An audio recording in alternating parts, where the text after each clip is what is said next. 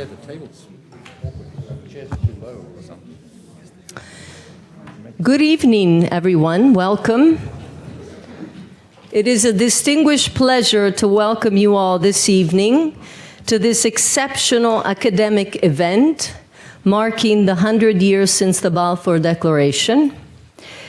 Now, before I introduce our first speaker, I would like to thank, on behalf of the organizing committee, the Office of the Provost here at the Graduate Center, and also the Academic Engagement Network for supporting this symposium.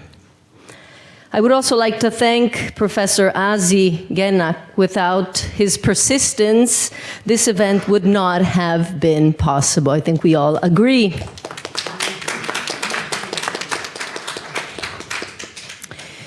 I just want to say a few things about the format. I'm going to introduce the first speaker, who will speak for about 20 minutes, then the second speaker, then the third speaker, and then at the end, you should take notes, prepare your questions. At the end, we will open up the floor for questions, okay? And you will have plenty of time for questions. And also, there will be refreshments at the end of the first panel, so that you gather your strength for the next panel, okay? So our first speaker is Professor Sara Reguer, Professor of Judaic Studies at Brooklyn College. She has written extensively on Mandate Palestine, on the Jews of Italy, and is the co-editor of Jews of the Middle East and the Mediterranean in Modern Times. Her talk today, British Wartime Commitment, the Balfour Declaration. Professor Reguer.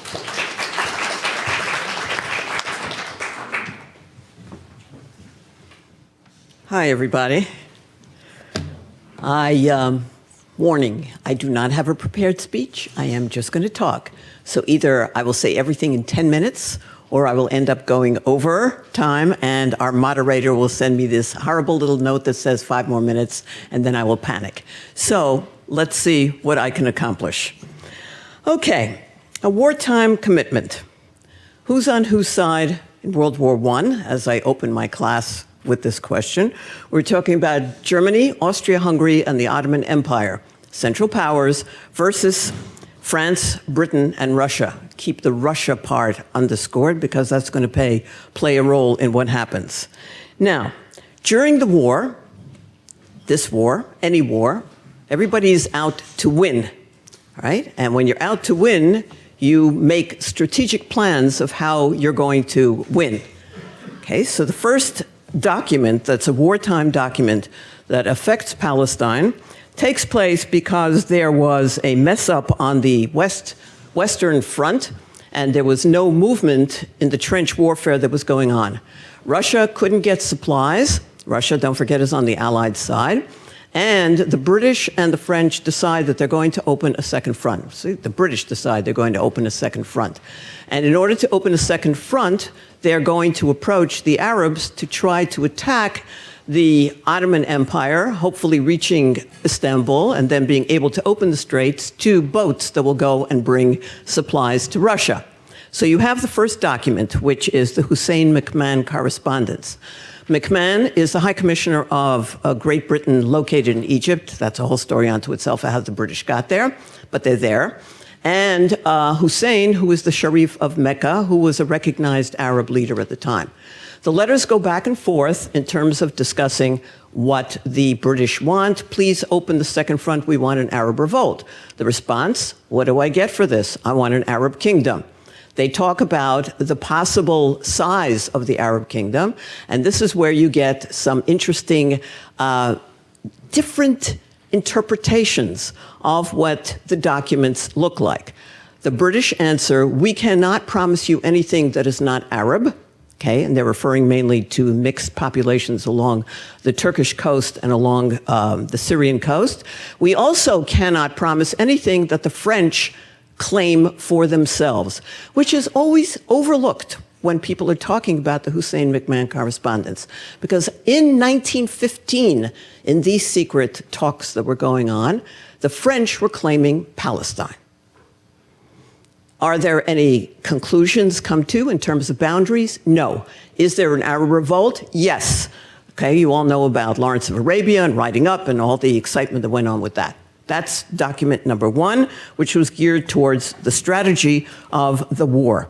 The second document, also secret, is the kind of document or agreement that comes to that allies deal with because they're planning for post-war settlement. What are we going to do with the areas that we're going to conquer? Okay, Russia says, I don't care what you guys do with the Arabic-speaking Middle East. I just want all of the Black Sea and Istanbul. And do what you want. So the French and the British get together, and they divide up into lovely colors, red, blue, A, B, and brown. And that's what we call modern-day Iraq, Syria, Lebanon, and Israel, and Jordan, all of that stuff over there. So what happens? This is 1916. It's a year after the negotiations of the Hussein McMahon correspondence. So that, yes, you have the divisions between the areas of the Arabic-speaking Middle East. We're interested in Palestine. Palestine gets the color brown. And what happens to Palestine? It is now internationalized. What happened over the year is that France did so badly in World War I that they lost their clout. And nobody could agree on what they were going to do with the Holy Land because you're dealing with Russia, France, and England, 3 different Christians, 3 different types of Christianity. So they said, okay, we'll make it internationalized. That's 1916. Then we move to the topic of our conference over here. And that is open negotiations with the Zionists to talk about what to do with the Holy Land, which is the way the British constantly refer to it. Now, big question is, why? Why would the British negotiate with Chaim Weizmann? Why would the British negotiate over the Holy Land? Keep in mind, it's a wartime thing. And it starts in 1915, goes through 1917, with fights over every single word, every comma, every period, everything that's in there. Okay, it may be a tiny little document. You have no idea how many stages it went through. So, why negotiate? Because in 1915, the Suez Canal was almost attacked by the Ottoman Empire. And as a result of that, the British wanted to have a buffer country, and they thought that they could really trust the Jews because the Jews had this reputation of remembering good things that are done for them forever. Okay, so you have the Jews set up over there. We'll be able to have a buffer zone for the Suez Canal. And this is also 1915 when airplanes are just coming into use in terms of power of war and little planes, little jumping sites over there, and that Palestine would be an important place for this as well. So that's strategic. Second reason behind the negotiations was this kind of altruism that was very much there during World War I. Altruism on the level of Christian attitudes towards Jews, that's definitely a factor with David Lloyd George, and the new kind of idealism of justice for the oppressed races and small people. Fine, so that's the second reason. But a third reason, one that I find really fascinating, comes under the rubric of propaganda. Now, that's why I said to remember that one member of the Allies was Russia, okay? Most American Jews came from Eastern Europe. They hated Russia, okay? So you had to have some way of appealing to American Jews. Why appeal to American Jews? Because they bought into this idea of the Jewish power in the United States of America. What did they look at? They looked at 2 Supreme Court justices who were Jewish, okay, Brandeis and Frankfurter, and Brandeis was very active on the Zionist scene, okay? And they also looked at the major newspapers, and they said they were owned by Jews, and therefore they will be able to influence the United States to enter into the war on the Allied side. Okay, put in a little footnote, I read somewhere a paper that the Germans were also negotiating at this time with Zionists behind the scene to do a German kind of Balfour Declaration, so that the propaganda elements were definitely very important. And of course, finally, if you're dealing with Britain, you're dealing with imperialism. So there are imperial reasons that would have to do with economics, and that's why you set up a Jewish something, okay, in Palestine. Notice that the document does not go to Chaim Weizmann, who was the president of the World Zionist Organization, but it goes to Lord Rothschild because the British did not want to totally connect themselves to the WZO, and Rothschild was the most famous Jew in England at the time. So it's a private letter. It's a personal letter. Oh, how are you, Lord Rothschild? Please give our regards to, and then you read out what the document actually looks like. Now, as I said, you have the arguments over what it reads like. His Majesty's government view with favor the establishment in Palestine of a national home for the Jewish people. Was ist das, as they say in the language. National home. Nobody ever heard of this. If you'd read how many letters went back and forth, we are not using the word Commonwealth. We are not using the word state. We have to find something that we can negotiate afterwards and try to see what we can do with it. So somebody came up, I don't remember exactly who at this point, with a national home. And will use their best endeavors to facilitate the achievement of this object. Very nice. It being clearly understood, and this is part of the fights, okay? Nothing shall be done which may prejudice the civil and religious rights of existing non-Jewish communities. Fine. Okay, these are the Arabs that are living in Palestine. But notice the last part, okay? Or the rights and political status enjoyed by Jews in any other country. The biggest anti-Zionist in the British government was Lord Montagu, Edwin Montagu, who was Secretary of State for India.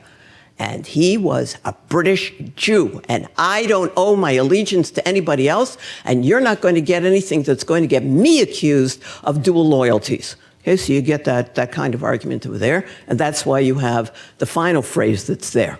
Okay, now, on superficial level, it looks as if, fine, let's see what happens now. Okay, how much time do I have? Oh, I'm doing all right. Okay, see, I told you I'd either do it really quickly and finish really quickly, or I'd get caught, bogged down. The next two documents are the Mandate document of 1922-23 and the Churchill White Paper of 1922, which means that once it is okayed by the League of Nations, this is Herzl's dream. It is international recognition for the right of the Jews to go back to the Holy Land, to Palestine, to Eretz Yisrael. Okay. However, there's one little but that appears in there, okay, exception. That is Article 25, which has its own history. I've written about this. This is the Article 25 keeps the Zionist clauses that are in the rest of the mandate from being applied to Transjordan. Okay, there's a whole history behind how this happened and how Abdullah is going to end up getting Churchill to promise this to him. Okay, so Article 25 accepts the Transjordan from Zionist clauses. At the same time that this is being negotiated, Churchill is also introducing, Churchill is the Secretary of State for the colonies. He was given this position. He had been War Secretary. Okay, the Prime Minister asked him, we have to figure out what to do with these new mandates. We want you to have a Middle East department inside the Colonial Office. You're the perfect person to do this. You'll be in charge of all of the things connected with helping these people, and at the same time, of course, the things that are important for Great Britain. So, what is a white paper? A white paper is new policy. It is the British term for the introduction of new policy. It is drawn up by whichever office is in charge of that particular thing. And then as it has to pass through Parliament, and then because it's connected to the mandate system itself, it has to then go to the League for approval as well. Now, what happens in the Churchill White Paper, which, by the way, Churchill did not write, it was Herbert Samuel that did, okay, comes out almost at the same time. What are the two new policies that are introduced? Something called the Economic Absorptive Capacity Principle, which makes sense. You know, we are not going to allow any more immigration into the country than it can afford to support economically. We don't want a welfare state. We don't want people to go onto the dole. Okay, so the immigration clauses that are in the mandate that says, oh, Great Britain is supposed to be here to help with immigration already gets watered down in the Economic Absorptive Capacity Principle of the Churchill White Paper. But people forget that there also was another element that was involved in the Churchill White Paper, and this is the one that Churchill really was backing in his agreeing to this, and that is the introduction of a legislative council into Palestine with Arabs and Jews learning to run a kind of parliament or a legislature together so that the country could serve both populations, right? You also have something else involved here, and that's the way you read the Balfour Declaration. This is the British. What's the difference between His Majesty's government view with favor the establishment in Palestine of a national home for the Jewish people, and His Majesty's government view with favor the establishment in Palestine of a national home for the Jewish people? And in the Churchill White Paper, the italics make it very clear that the stress is on in, which means that as of 1922, who knows, it could have been on just the Jewish national home, could have been Tel Aviv and Haifa. Okay? So this is going to become the emphasis as we move into the mandate period.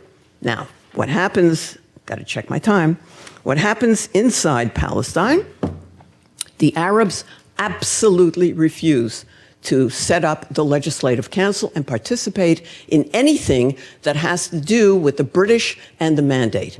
And the reasoning behind this is, well, part of the reasoning is, if we go along with the British here and the mandate, it means that the Balfour Declaration is in the mandate document, and it means that we, the Arabs, recognize that there's some kind of Jewish claim to what's going on. So they say no. So what happens to the issue of, because they were ready to participate in these things, okay, they realized that the British are now going to be playing this kind of game, and they knew, okay, smart people over there, that in order to be able to become a state, they had to work alone to set up, and they do, set up, I don't know how you pronounce it, well, I do know how, it's either quasi-government or quasi-government, you have your choice of which way you're going to do it, which is a government within the government, and they set about, this is the issue of members, setting up what is going to become the basis for the State of Israel, and they're out there to turn that Jewish home that we spoke about over here, the national home for the Jewish people, into a Jewish state. And the next speaker will address how this is going to happen.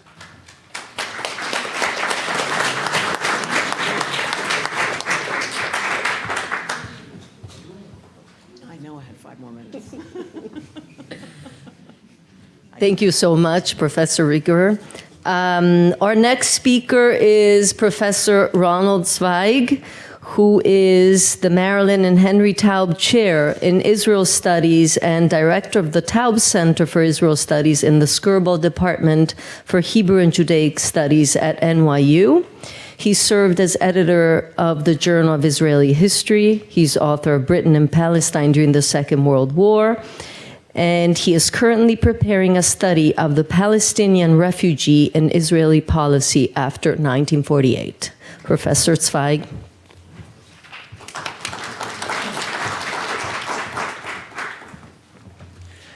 Thank you, Elissa, and thank you to Professor Reguer for a very spirited introduction into the politics of and diplomacy of the Middle East.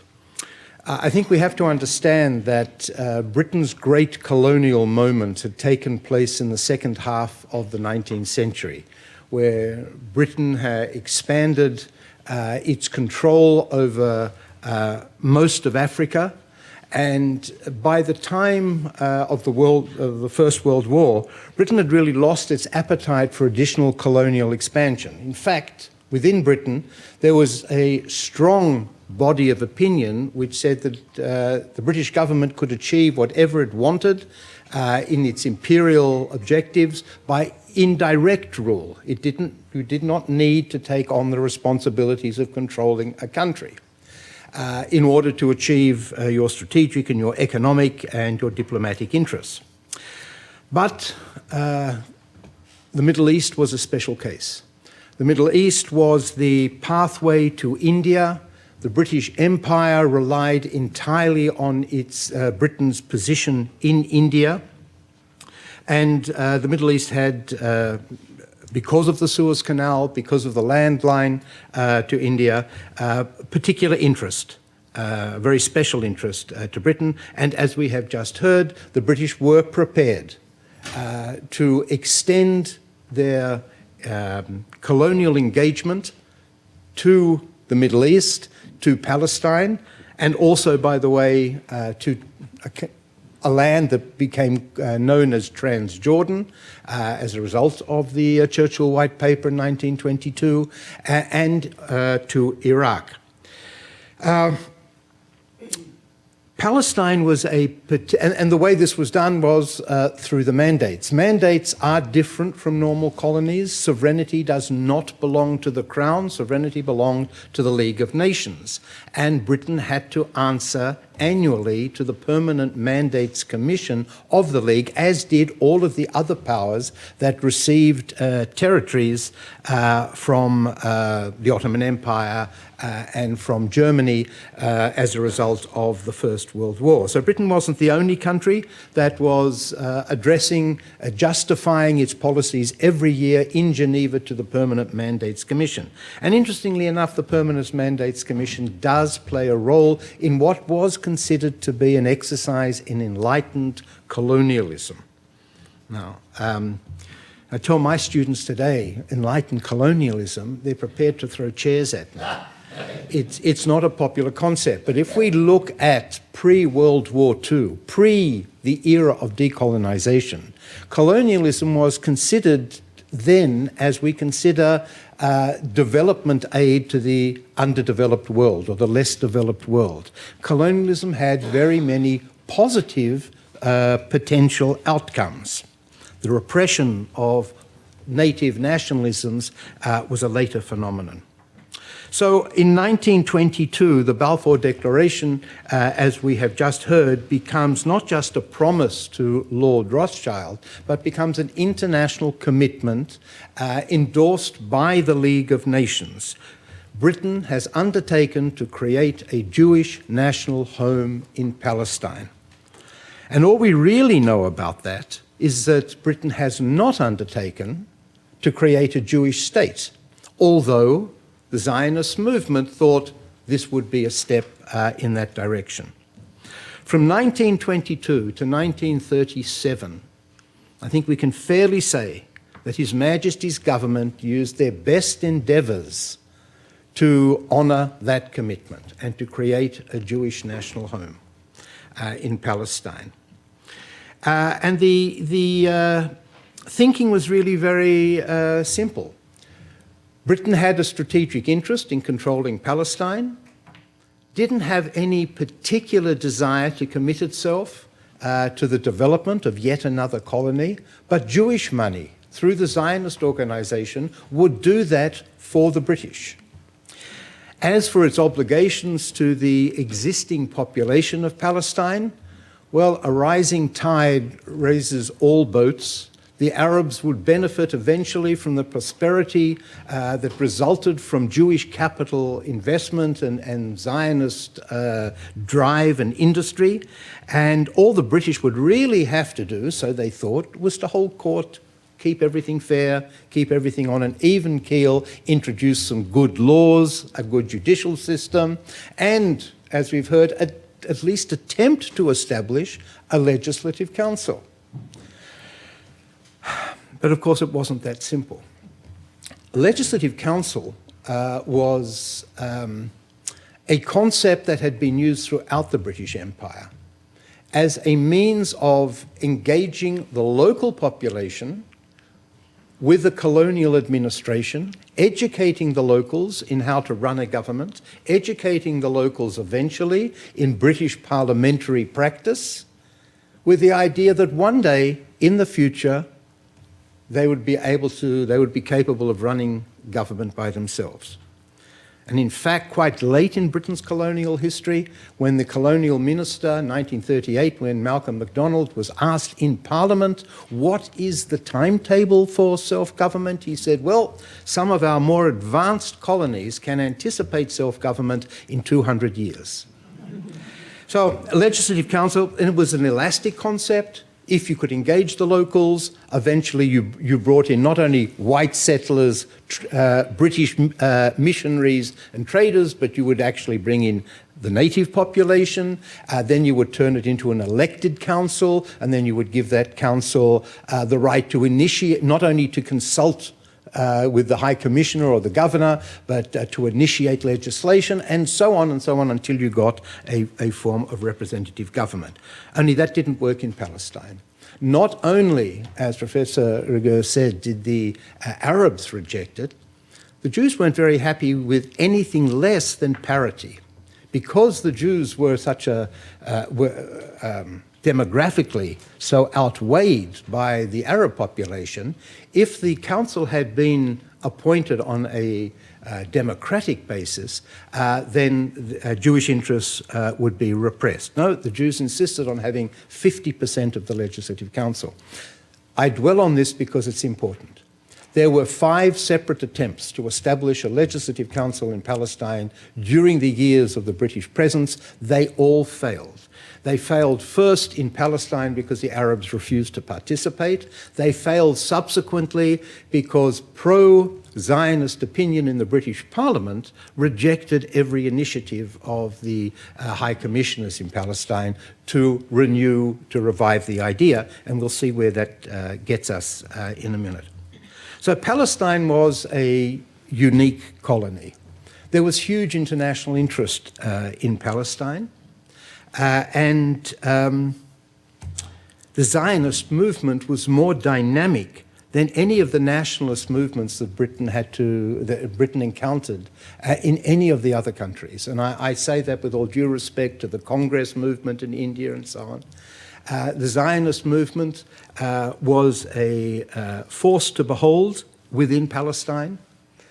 And despite British tempering of their optimism regarding Palestine over the years and the regulation of Jewish migration into Palestine, the Jewish population does increase significantly. When the British enter Palestine, the Jews are approximately 8% of the population.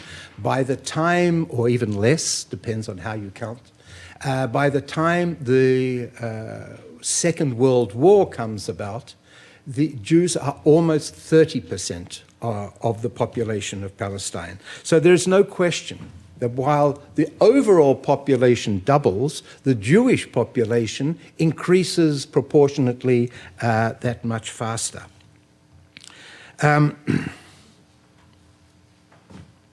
Just a little story reflecting the interest that Palestine attracted. The colonial policy was debated once a year in the British Parliament when the Colonial Office presented its annual budget. But that happened always to fall on the day that the King held his annual garden party, and all members of Parliament went to the garden party. So there was no one there to hear the boring details of colonial budgets. There were only 2 colonies that attracted popular attention in Parliament, Kenya because of the white settler population, and Palestine, because Palestine was the Holy Land. Violence that broke out in Palestine in 1920, 1921, and again much more seriously in 1929, did not really detract from Britain's commitment to the Balfour Declaration and the establishment of a Jewish national home. There were attempts to tweak policy, but not to abandon policy. And the first significant attempt to tweak policy was the Passfield White Paper of 1930.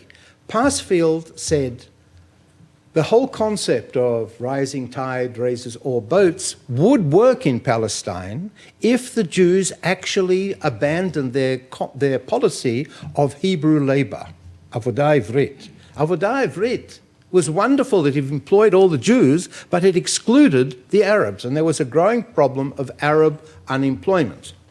So Passfield attempted to compel the Zionists to abandon their more exclusionist policies. However, the Permanent Mandates Commission and the British Parliament both reacted against the Passfield White Paper, and it was very quickly withdrawn. His Majesty's government now remains committed to the Jewish national home for another decade, almost another decade. 1936, there was a major outbreak of Arab dissent it started with a strike, it turned into a full-scale revolt, and it was a serious revolt. Most people don't know that Britain, the British forces, lost control of 90% of Palestine. It was not safe to travel on the roads in the major cities. British forces controlled the major urban areas. They lost control of the countryside in 1937-38. And that is until British reinforcements are brought into Palestine and something very similar to martial law was established. Now, the result of the British response to the revolt was a Royal Commission of Inquiry, the Peel Commission, who recommends partition. Peel was scathing in his criticism of the Palestine administration. The mandate would have worked had we done a proper job of it, but we haven't. There's now no choice. We have to divide the country between Arabs and Jews. And for a short period, partition was the official policy of the British government. From July 1937 until October 1938, partition was the adopted policy towards Palestine. However, the Arabs protested vehemently. The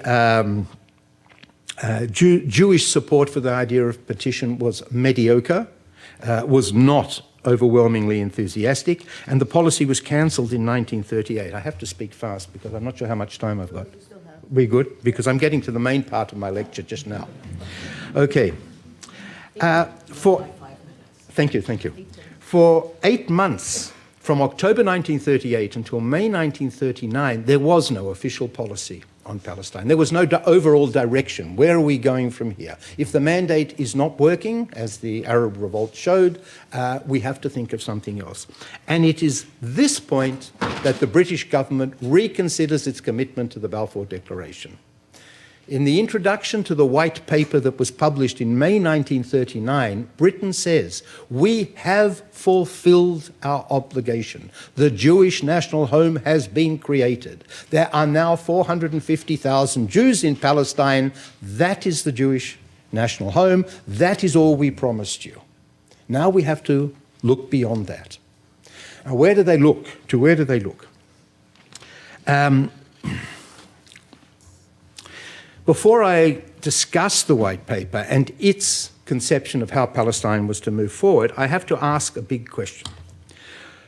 Was the abandonment of the commitment to the Balfour Declaration another example of appeasement, this time in the Middle East, appeasement by the government of Neville Chamberlain? Israeli historiography says overwhelmingly yes. The white paper of 1939 was an appeasement of Arab opinion.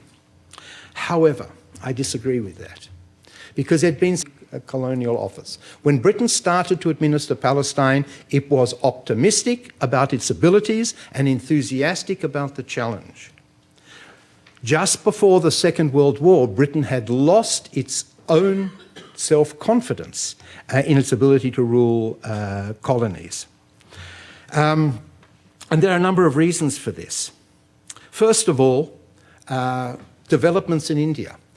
Because of nationalist agitation by the All India Congress Party, the British government was forced to concede the rights of Indian states, not the Indian nation as a whole, but the right of individual Indian states to rule themselves. In the Government of India Act of 1935, Indian governments got the right to rule themselves. This was an early stage in a process that had been inconceivable only a few years earlier, a process of decolonization, of pulling back from the colonies. The Peel Commission's critique of the Palestine administration in 1937 was also a blow to the self-confidence of the Colonial Office, but there were other blows. But 1935 to 1937, there was a series of strikes and unrest, violent unrest, in the British West Indies, in the Caribbean.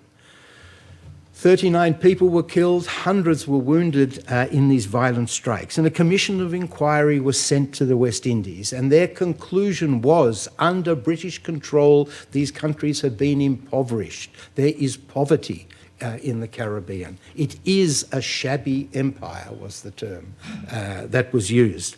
In the same year, 1938, Lord Haley, a retired Indian colonial official, published a survey of Africa where he compares the colonial administrations of every European power in Africa: Belgium, the Dutch, the Portuguese, the British, the French, the Italians. And it's a book that's 1,600 pages long. It's absolutely massive source of data. And his conclusion was that while the British saw themselves as liberal, progressive, advanced administrators, they were doing no better than the worst European powers. And then the final and most devastating report, in 1939, the Colonial Office received scientific data. I'm taking it away in the hope you forget you gave it to me.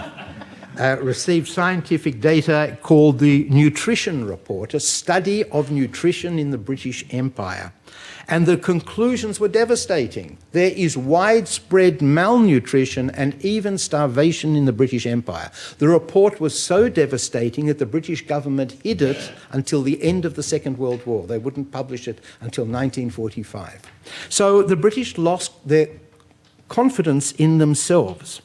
And if you've lost confidence in yourselves, you may as well concede the major demand of the Arabs in Palestine towards rapid self-government. And this comes this is expressed in the White Paper policy. The White Paper policy had 3 items. I'm speaking even faster now. I'm running out of time. Had 3 main clauses. The first and most important was constitutional development.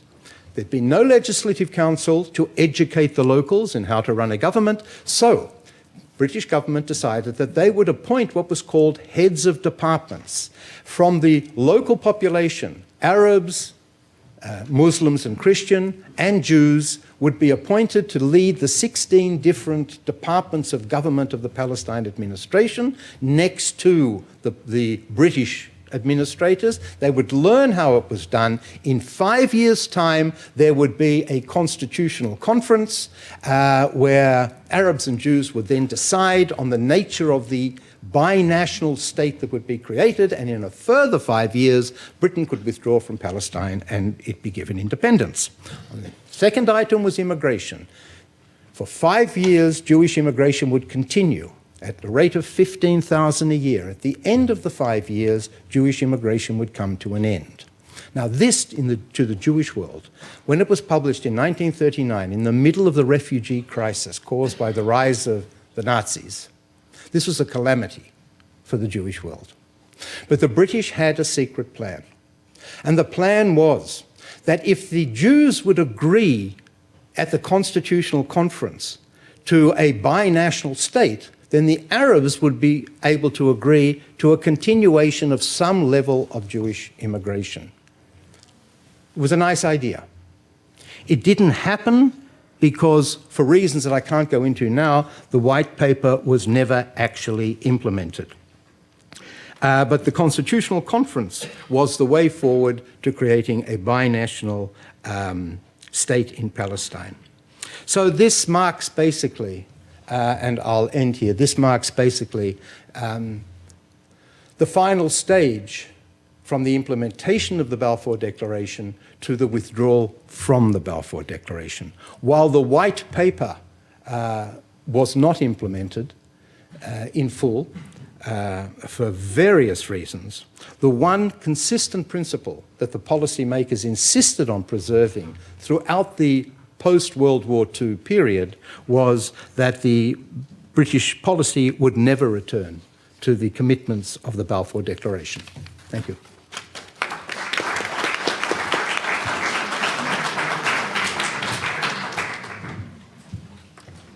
Thank you so much, Professor Zweig. Our next speaker tonight is Professor Casey Johnson, who's professor of history at Brooklyn College and the Graduate Center. He specializes in U.S. political, diplomatic, and legal history and has written books in each area, including Asia Pacific and the Age of Globalization, and all the way with LBJ, the 1964 presidential election. The title of Professor Johnson's talk is The United States, Wilsonianism, and the Balfour Declaration. Professor Johnson.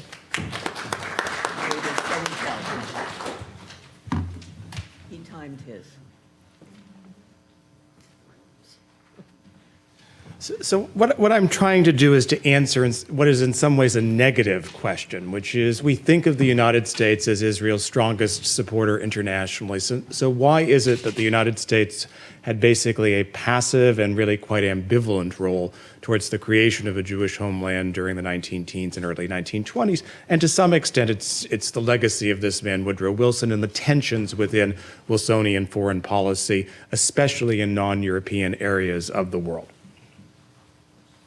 So let's start with the basic articulation of Wilsonianism, the 14 points, which, although it's a coherent state document, in many ways is two documents combined into one.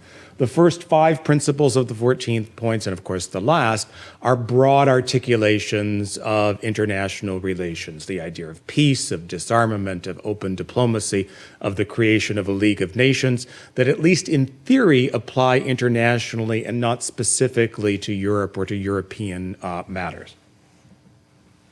However, the middle 8 points of the 14 points are quite Europe-centered. 7 of the 8 deal with territorial boundaries specific to Europe. I haven't quoted all of them, but I have outlined them. Some of these are really quite detailed. For instance, the Poland point, which required access to the sea, the point of Serbia also requiring an access to the sea, specific commentaries on the need for the withdrawal of occupation of some of these areas.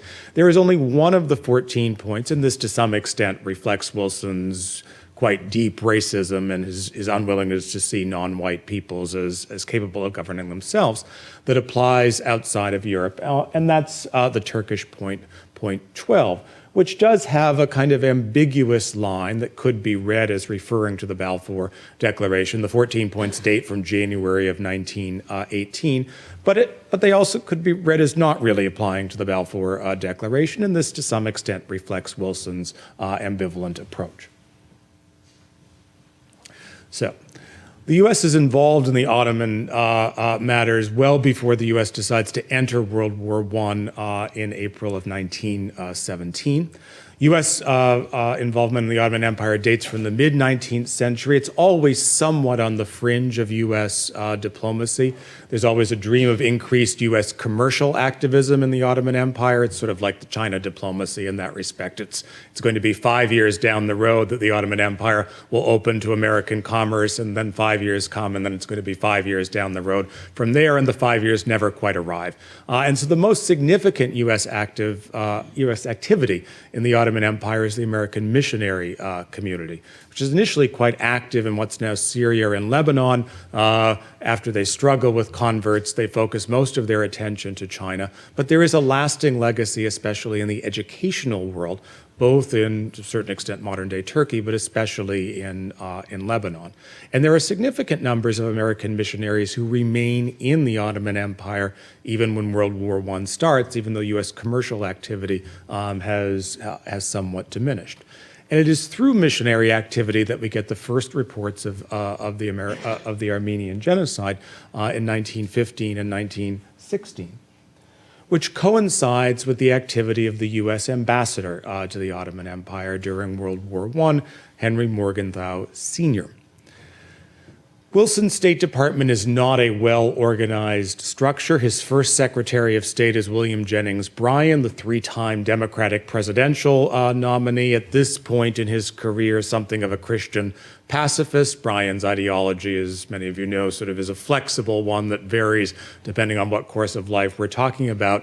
Bryan is not an administrator, but he has to get the position because he had delivered key votes for Wilson's nomination in 1912, and the Secretary of State position is sort of a a settling point for him. He resigns his position in 1915 in the aftermath of the Lusitania sinking because he believes that Wilson's threat to go to war violates pacifist principles. And he's replaced by the State Department counselor Robert Lansing, a man who doesn't have a close personal relationship with Wilson and really has a quite different worldview from Wilson as well. So it's an environment in which ambassadors have significant amounts of power, and Morgenthau attempts to use that power to get the United States to focus on the Armenian matter. The general approach to Armenia, as many of you know, is that when this matter is presented internationally, the British and French argument is that the Ottomans are an ally of Germany, and so Germany has an obligation to handle it. The German response is that if the British and French are so worried about the Armenians, they should handle it by diverting some of their troops from the Western Front over to Turkey. And ultimately, the United States has the most consistently pro-Armenian approach, at least with regards to Morgenthau. But Morgenthau is consistently resisted by Lansing, and the argument that Lansing makes, which we'll come back to, is twofold. First, the United States is neutral in World War I, and Wilson's policy is simply to avoid military intervention. Therefore, the United States should not risk anything that might yield a war with Turkey. And secondly, that American missionaries in the Ottoman Empire during World War I are in effect hostages. And if the United States embarks on an aggressive policy towards the Turks, that could be putting American citizens in harm's way that U.S. diplomacy should avoid. There's one other, at least theoretical interpretation before the U.S. enters World War I, where you could say the United States is sort of involving itself in these affairs, and that's the appointment of Louis Brandeis, the first Jewish Supreme Court justice in 1916. Wilson and Brandeis are very close. Brandeis had served as what would now probably be called the chief strategist of Wilson's 1912 presidential campaign. He had played a key role in articulating Wilson's economic policy, which Wilson then abandoned largely as president, and the two remained close during Wilson's first term. There's no doubt that Wilson has many sympathetic comments about Zionism that he makes to Brandeis, although these comments are always private, and in public, Wilson says more or less nothing. Nonetheless, Brandeis is a prominent Zionist, and this is known when he's appointed to the Supreme Court. There is, however, no evidence, and there's a lot of counter-evidence, that Zionism had any role in Brandeis's appointment. Instead, the Brandeis appointment should be seen as basically political strategy for Wilson in the 1916 presidential election. Wilson was elected in something of a fluke in 1912. Theodore Roosevelt decided to run as a third-party candidate, divided the Republican support, and Wilson wins with under 43% of the vote. The Republican Party has reunified in 1916. Wilson's chances of re-election seem remote, given that the Republican nominee, Charles Evans Hughes, is supported by both wings of the party. And so Wilson's response is to move left. We often forget that in the 1912 election was the highest total of a socialist vote at any point in American history. Eugene Debs wins 6% in 1912. Debs chooses not to run in 1916, in part because of a sense that Wilson is embracing a more aggressively left-wing approach. And Wilson uses Supreme Court nominations. Arguably, this is the first time in American history Supreme Court nominations had been used in this way to communicate a political purpose. It's not just Brandeis who is appointed to the Supreme Court in 1916. Wilson also appoints James Hesson Clark, one of the most left-wing justices of the 20th century, and the message that's sent to progressives is that Wilson will deliver for them in a second term. In international affairs, we have the famous Wilson slogan in 1916 that he kept us out of war, a commitment to anti-interventionism, which is very important in the Midwest. Wilson carries a number of states that are not generally thought of as strongly democratic states. Two in particular are going to be significant for us. The first is Nebraska, the second is North Dakota. The 1916 election is the last competitive presidential election in which both of those states go Democratic. And one of the reasons for that is that the Republican senators from these states crossed party lines to endorse Wilson in 1916 on grounds of Wilson's anti-interventionist promises. He will betray those, of course, very quickly. Wilson is reelected. He's re-inaugurated in March of 1917, and within a month, the United States is into World War I. However, the U.S. enters World War I as an associated state rather than as a full ally. The United States declares war only against Germany. There never is a formal declaration against the Austrians, the Bulgarians, or the Turks. And so you have this odd situation where, for all practical purposes, the United States is at war with all four of these countries. But technically, the United States remains neutral, and Lansing in particular wants to uphold this. This is a dysfunctional national security apparatus which becomes more dysfunctional during the war. Lansing is on the left. He is the Secretary of State. The man in the middle is Colonel Edward House. House's title is Presidential Counselor. In the current environment, House would be the National Security Advisor. That position doesn't exist during World War I. He has a much closer personal relationship with Wilson. House is quite committed to the Zionist cause. He has lots of friendly conversations with American Zionists. Lansing is not. When the first draft of the Balfour Declaration is presented to the United States in September of 1917, Lansing receives it and ensures its rejection. The second draft is, and the formal draft, which becomes the draft that Professor Reguer read earlier, is presented to House. House passes it along to Wilson, and Wilson endorses it, although with this quite odd statement, asking House to privately communicate it to the British government. The United States never formally endorses the Balfour Declaration during World War I. Wilson will issue a letter to Rabbi Stephen Wise saying that he favors it in 1918, but it again, as with the letter to Lord Rothschild, is technically a private letter and not an official communique. But the U.S. does nothing more in promoting the idea of a Jewish homeland during World War I, and Robert Lansing is actively opposed for the reason that you can see outlined in this statement, a combination of realpolitik and thinly veiled anti-Semitism that will characterize State Department policy towards Israel for many decades thereafter. This is the situation that we encounter when World War I ends and Wilson has to confront an altered political and international environment. The Democrats lose control of the Senate in the 1918 elections, and the result is not only a 49-47 Senate Republican control, but this weird environment in which Wilson needs to reach out to Republicans to obtain the 2/3 necessary to support U.S. membership in the League and ratification of the Treaty of Versailles. The problem here is that the treaty is opposed from both sides. There's a right-wing opposition to the treaty. The most prominent figure here is Henry Cabot Lodge. There's a left-wing opposition to the treaty from many of the same anti-interventionists who had supported Wilson in 1912. And it is the concept of mandates that unifies these two opponents. Here's the map that Sara was mentioning in her address, a kind of idealized version of Sykes-Picot. And initially, for our purposes, the key element of this map is the section in orange. The idea of the creation of an Armenian mandate, which under Sykes-Picot is supposed to be presided over by the Russians. After the triumph of the Bolsheviks, the Russians repudiate all secret treaties. This initially is how Sykes-Picot comes to be known to the international environment. But in the aftermath of the Armenian genocide, there's a sense that the international community has a moral obligation to the Armenians, and so these boundaries remain technically in place. And this is what's on the table in Article 22 of the League of Nations Covenant. Wilson is the primary drafter of the League. This is a long description of mandates and the idea of a mandatory system.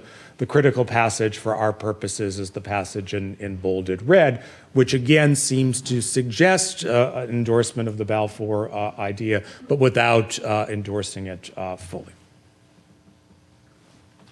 Under the terms of the mandates as drawn, the United States is given the Armenian mandate. The yellow drawing way up on the eastern section of Turkey. You can see the divisions within the, particularly the French mandatory system in the initial mandate approach. And this is in part due to a very aggressive propaganda campaign by Armenians and by Christian supporters of the Armenians. This is an Armenian stamp from 1919, positioning Wilson as a defender of the Armenian cause. The problem with this is that the idea of the U.S. having a permanent mandate over Armenia encounters the reality of legislative politics during debate over the League of Nations, and it is seized on as the most significant flaw in the treaty by Henry Cabot Lodge, the Senate Majority Leader, the chairman of the Senate Foreign Relations Committee, the man widely regarded as the foremost intellectual in politics until Woodrow Wilson, the former president of Princeton, comes along and is elected president in 1912, and someone who believes that Wilsonianism is fundamentally flawed. The Lodge argument against the League, put bluntly, is that the U.S.'s interests internationally should be realistic, not idealistic, that the U.S. has no strategic interest in Armenia, and in fact, the interest is the reverse. The mandate will drag U.S. troops into a perpetual war against not merely the Turks, but against the Soviets, who are interested in moving down from the north, and the U.S. should have nothing to do with Armenia at all. And Wilson struggles to articulate a positive justification for the idea of sending U.S. troops to protect this remote area of the world that in 1919 most Americans doubtless could not have identified on a map. By 1920, the idea of an Armenian mandate is so unpopular that it triggers this cartoon in the anti-interventionist Chicago Tribune, which sort of reflects popular thinking about the shortcomings of the mandatory idea. That's from the right. And so one way that Wilson could have handled these issues was to shift the League of Nations debate and his approach to the League to the right. But unfortunately for Wilson, he's also coming under attack for the left. And one of the most prominent arguments that the left makes against the League of Nations also involves Middle Eastern mandates.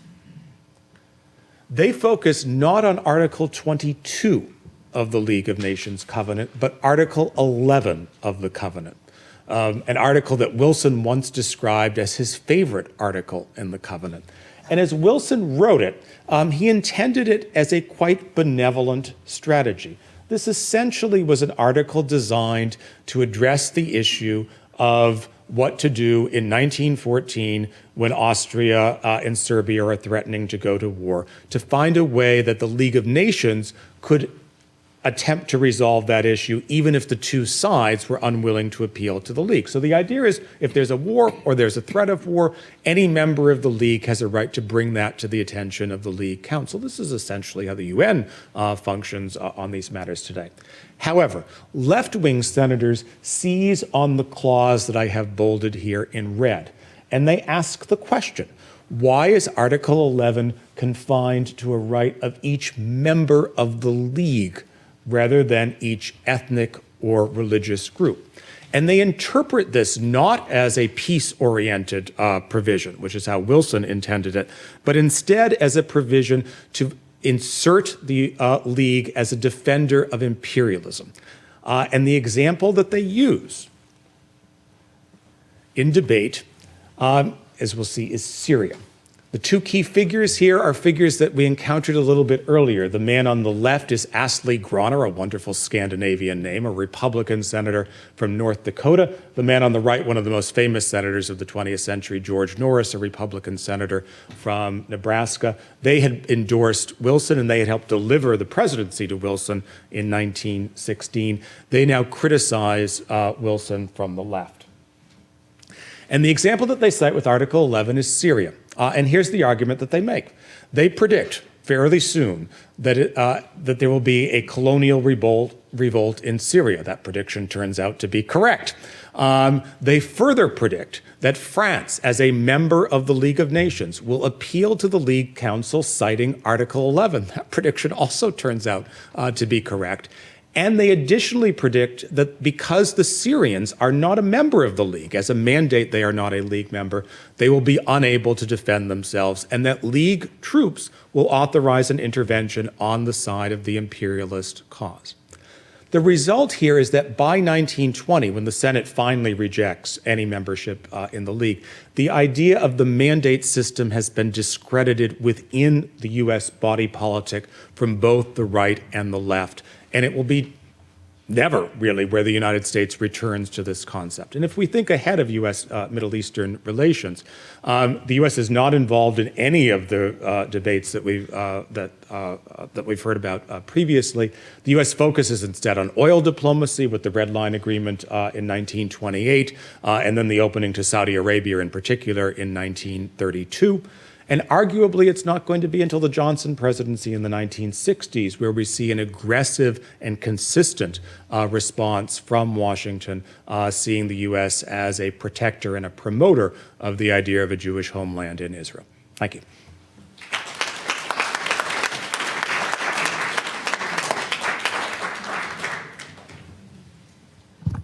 Maybe, yes, we can use this microphone. I want to thank our panelists. This was, at least for me, very enlightening. And I would like to open up to questions. I would like to ask the audience to keep to, to avoid commenting too much and to keep the question short and to the point so that we can have a good conversation with our panelists. Yes, from the back. I think maybe you want to, maybe I'll come to you. Should I? Yeah. Yes, I'll come to you. Okay, thank you, amazing presentations. You mentioned a lot about the political machinations and the politicians, but I didn't see anything about the press. What was the press's role in promoting each side? And does that change around the time of the Balfour Declaration? And I'm referring both to England and especially the United States. Thank you. We have, yeah, we can.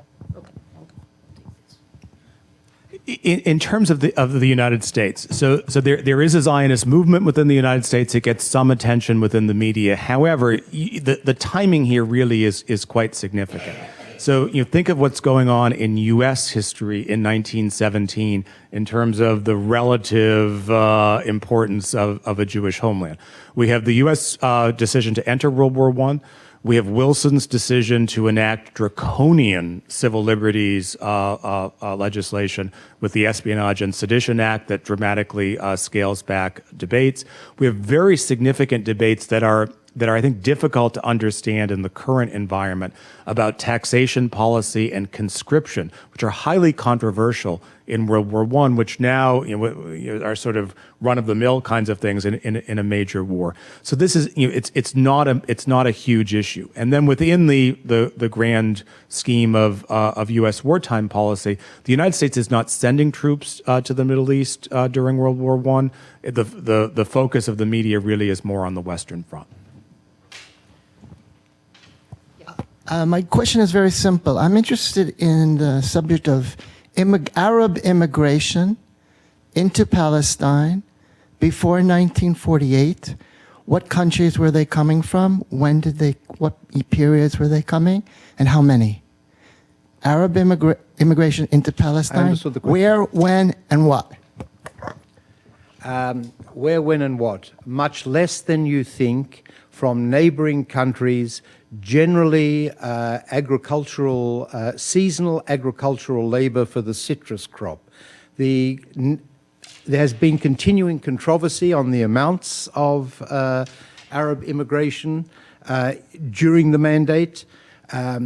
the best opinion we have now, the best research, is that it was seasonal immigration. They came in, they went out. There was some immigration, however, that remained. The standard of living in Palestine was up to 50% higher than the standard of living in the neighboring states amongst the Arab communities. So obviously there was a strong pull factor.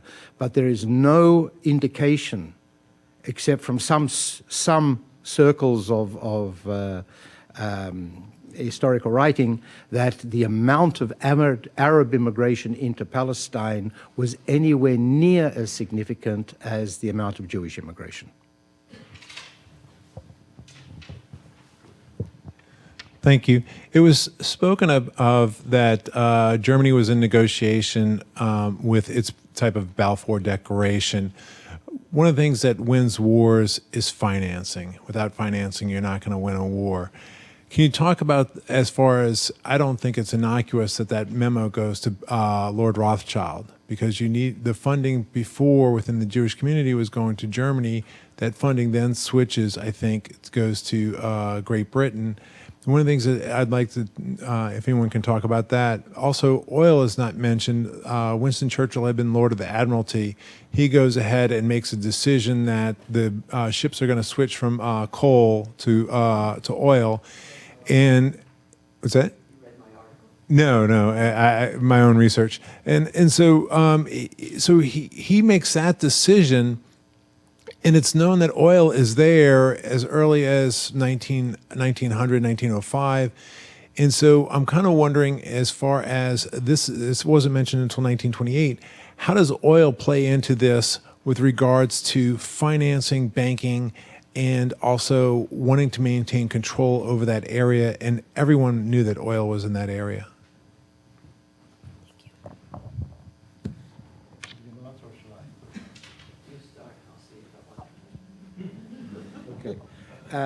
Britain obtained its oil from Venezuela and not from the Middle East till much later. Although British control over Iraqi oil was a source of British wealth, Britain was not strategically dependent on Middle Eastern oil. Yet. Would you like to add something? And from the U.S. side, similar story.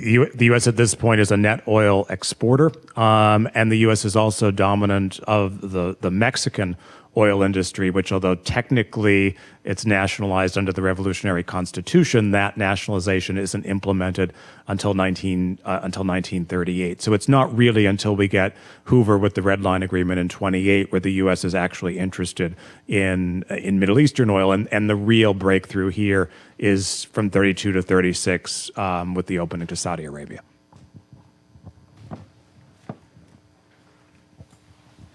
Hello, I have a question about the idea of Jewish ethnicity or nationality at this point.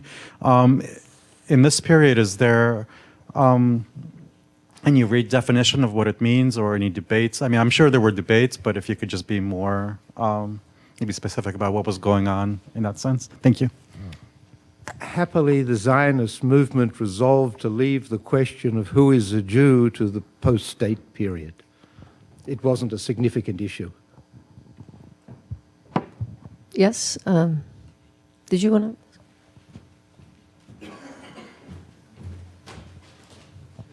to?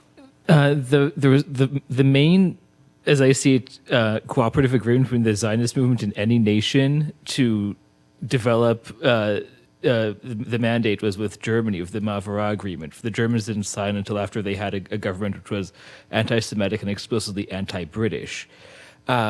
I've heard, but I haven't seen any the documentation or any analysis about that Britain discouraged Poland and Romania, which were also undemocratic and anti-Semitic countries, from making, but nominally pro-Zionist, for making population transfer agreements, as Germany had, where Jews were encouraged to take 20% of the value of their confiscated property and move to Palestine. So, I mean, and also the last clause is the clause that is the least looked at in the Balfour Declaration, and this was the first time that lots of Eastern European Jews were getting citizenship in new Eastern European countries. Is this perhaps were the British perhaps using that as an excuse to not entitle European Jews to a special right to immigrate? And did that is there an intersection there? Thank you. You've raised a lot of distinct and individually interesting points and drawn them all together into what I can only describe as something of a historical mishmash. The Avara Agreement was an attempt to enable the rescue of German Jewry. The only way to rehabilitate, to re-establish Jews in large numbers outside of Germany was if they could bring their property with them. That was the idea behind the Avara Agreement. Yes, the German government would earn handsomely from it, and yes, that turned the Jewish agency into a marketing factor for German manufactured goods throughout the Middle East. But it also allowed the establishment of tens of thousands of German Jews in Palestine with at least part of their property. A much better circumstance, much better situation than happened to the rest of the Jews who could not enjoy such a treatment. Now, the British attitudes to this, you are quite right, it is a point that I didn't get the time to make. One of the main concerns of the British in moving away from the Balfour Declaration was to separate the Palestine problem from the problem of the Jews in Europe.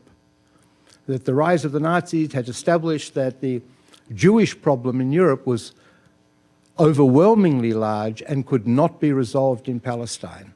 That was a very central factor in British thinking in the White Paper, immigration restrictions. They ruined their own case by not distributing those certificates quickly enough, because at the end of the Second World War, and despite the terrible tragedy that had happened to the Jews of Europe, the British were left with almost 20,000 unused certificates. So the bridge between Palestine and the Jews of Europe was actually established and not destroyed by British policy.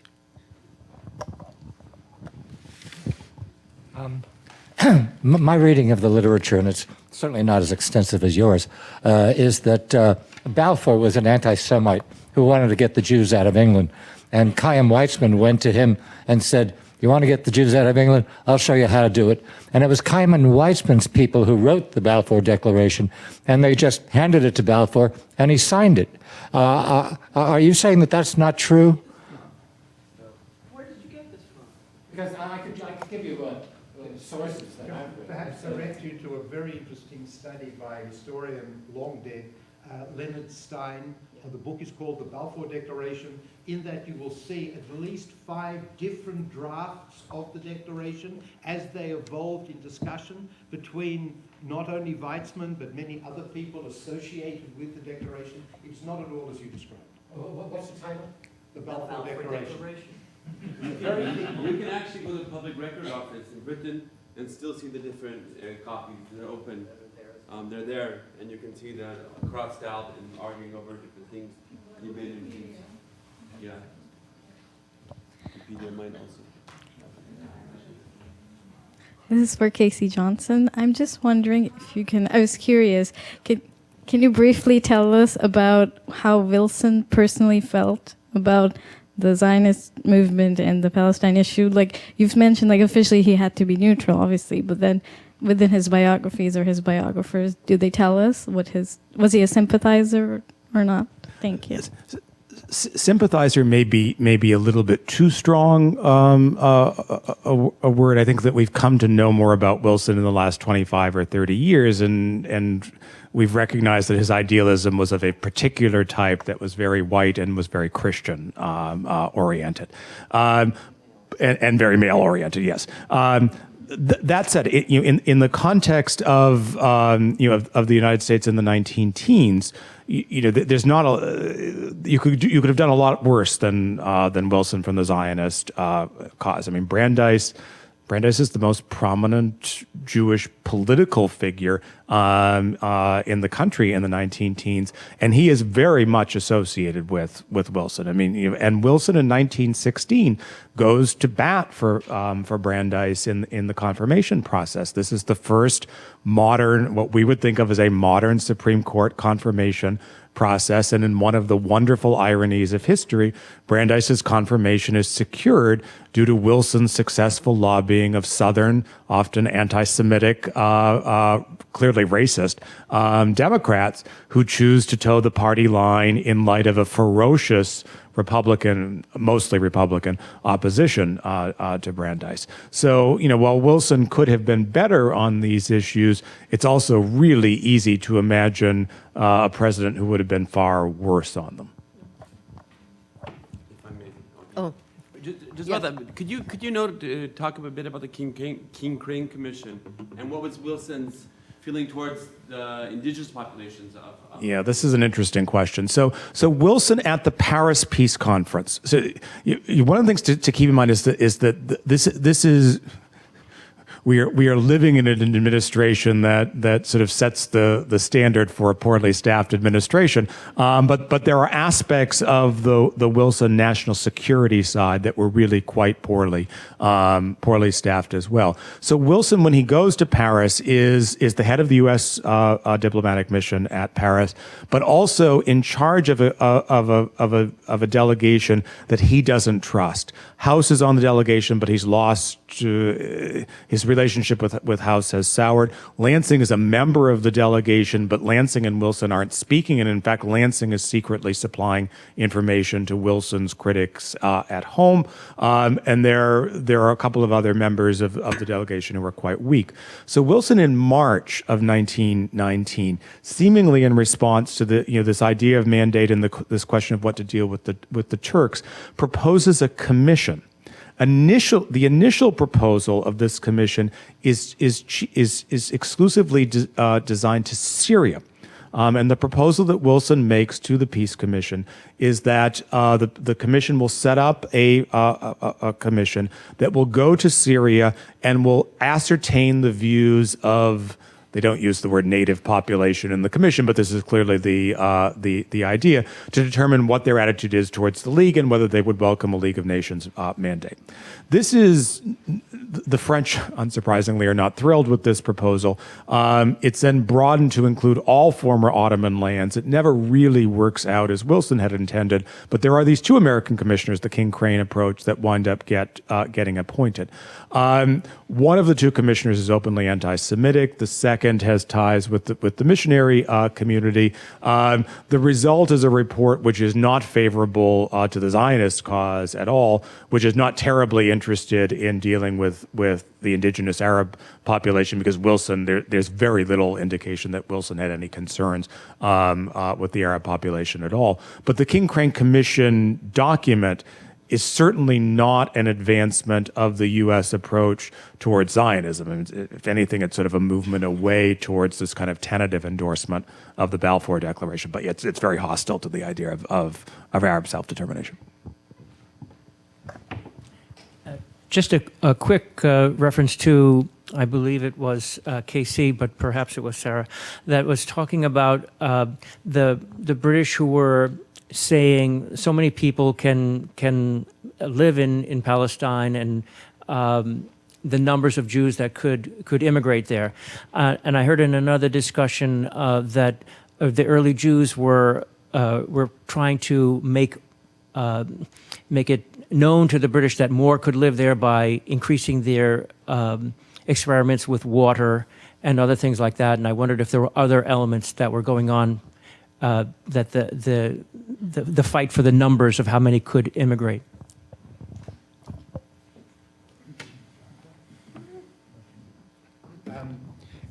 You're quite right, there was a debate, and the Zionists attempted to convince, or tried constantly to convince the British that British figures on the amount of available arable land in Palestine were wrong, that in fact much more land could be brought into productive use than the British assumed. The British simply looked at the amount of land that the Arabs were farming and said, that's it, and the Jews said, no, we can convert much more land with water and modern technology and so on. It was a running argument. The British, it was very important in the 1920s. It became less important in the 1930s. Other issues took over. The Zionists were right, by the way. The British were wrong. Hello. There were some other agreements and protocols that emerged during this era. Somebody made a reference to the McMahon-Hussein correspondence. There was also a Damascus Protocol. So the question is, when you're interpreting the Balfour Declaration, how should that be interpreted along with these other diplomatic cables that were being exchanged at the time, specifically the McMahon-Hussein correspondence? As an historian, I'm very careful when I teach this and when I write about it that you have to see these documents within the context of the time, of the period. And that's why I placed the Balfour Declaration very carefully into the context of war strategy that was going on at the time. And it was the British were the only ones at a certain point that knew that they had 3 agreements over the same piece of turf.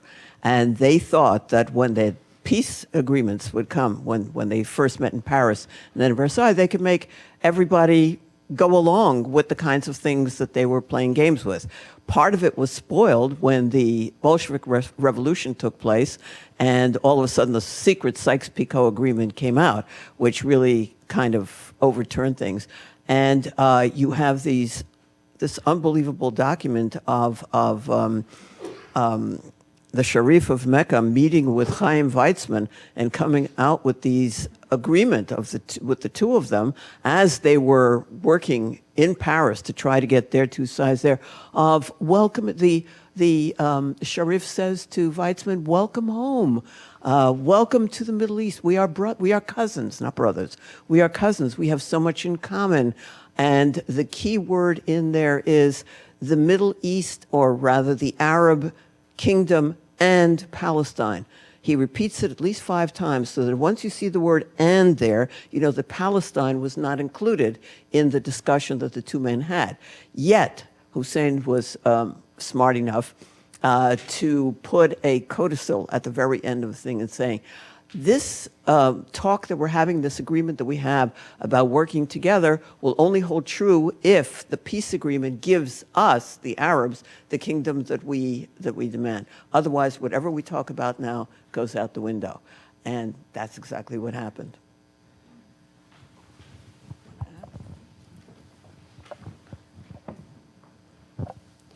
Political developments of today lead me to ask this question.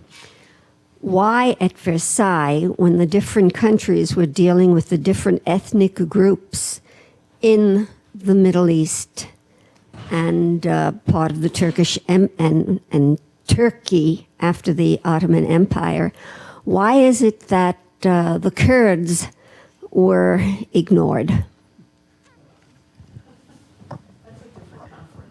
If you looked closely at that original mandate map that I had up, there actually was a small Kurdish area in what is now the southwestern section of Turkey, and Mosul was distinguished in Iraq, and in the Treaty of Sèvres, there is also a possibility of a Kurdish homeland. This doesn't get lots of attention at Versailles. The Armenian issue really overpowers the Kurds. And what quickly emerges after World War I is a lesson, of course, that the Kurds continue to learn today, that when push comes to shove, they have very few reliable international allies. Thank you. Thank you all for the presentation. Very informative. I'm wondering why Emir Faisal would be interested in the agreement with Chaim Weizmann and what influence that had on the Paris Peace Conference that was held just a few weeks afterwards, I believe.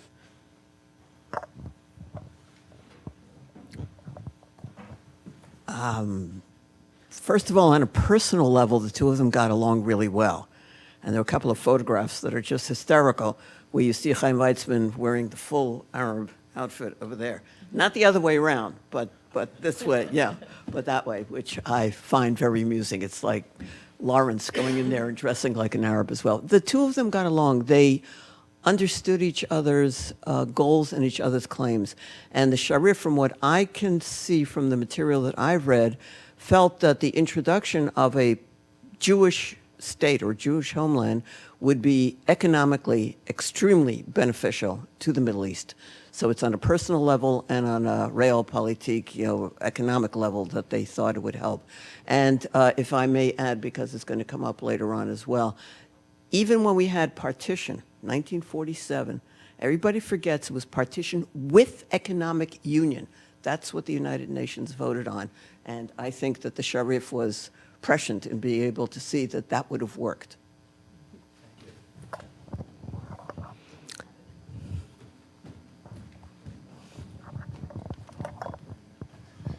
Yeah, I was late and you may have covered this, but I'm wondering if you could combine analysis of the Balfour Declaration and the White Paper in terms of how you think they influenced the UN decision.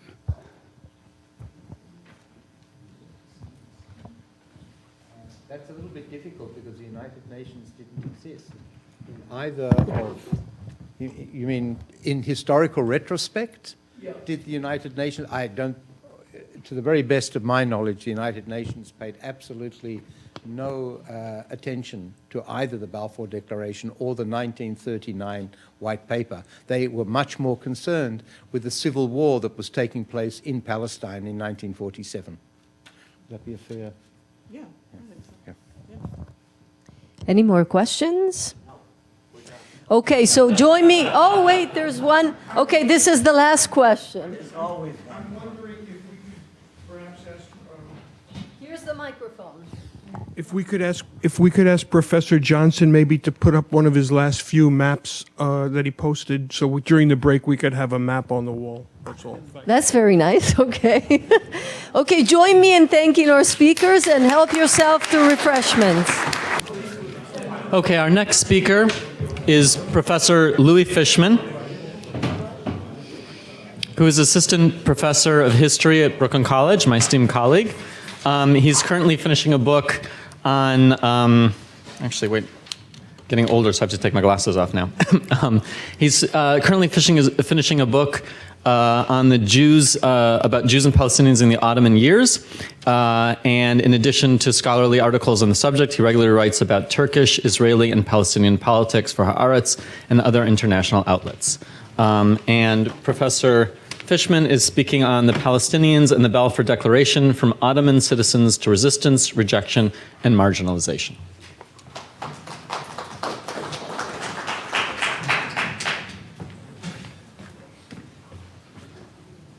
It happened so quickly after the break that they called me up. I heard everyone talking, and boom, I'm on stage. So let me get a second. I know we have 20 minutes, correct?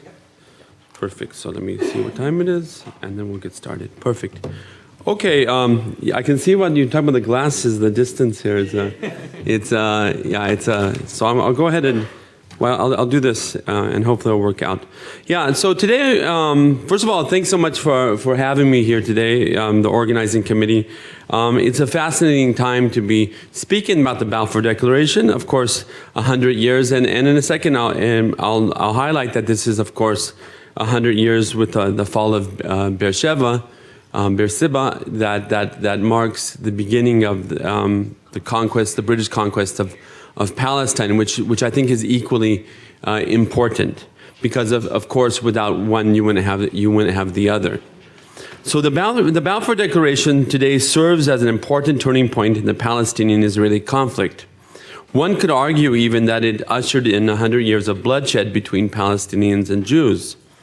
In light of this fact, one could debate also what the benefits it held for the Jewish community in Palestine, and later the State of Israel. And maybe later on, and maybe in questions, I think we take it for granted almost that the Balfour Declaration was in retrospect good for the Jews. That led to the State of Israel and stuff like that. But if you look at the track record of 100 years of conflict, some might question that.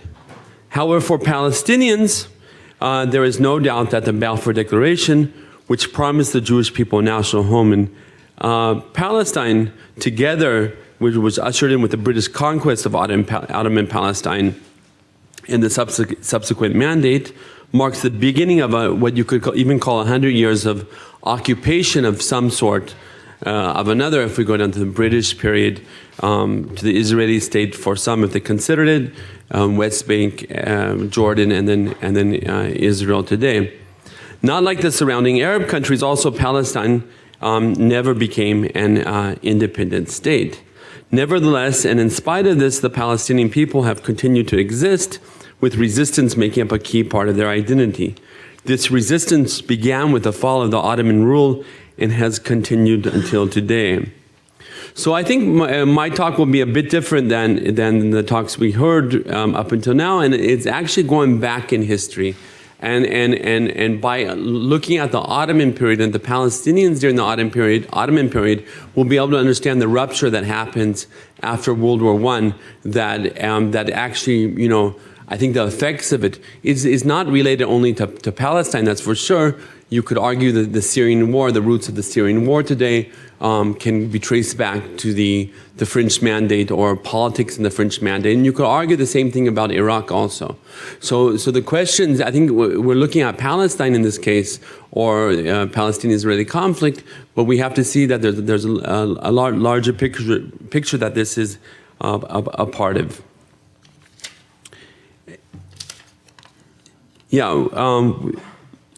What is important to remember is that the conflict between Jews and Arabs in Palestine actually began and was set on track during the late Ottoman era, and can be traced to the late 19th century when Jews started trickling in from Russia during the period of the first Aliyah.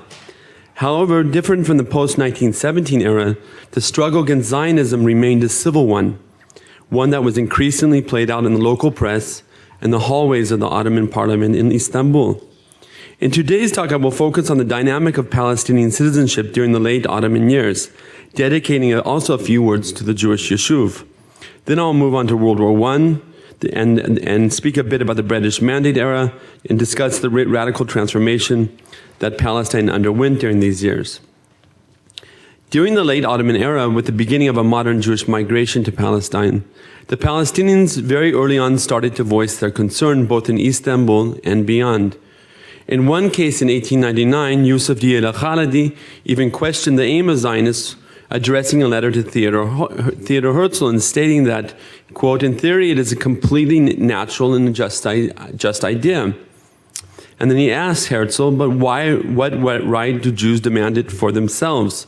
And, quote, wealth cannot purchase Palestine, which can only be taken over by force of cannons and warships.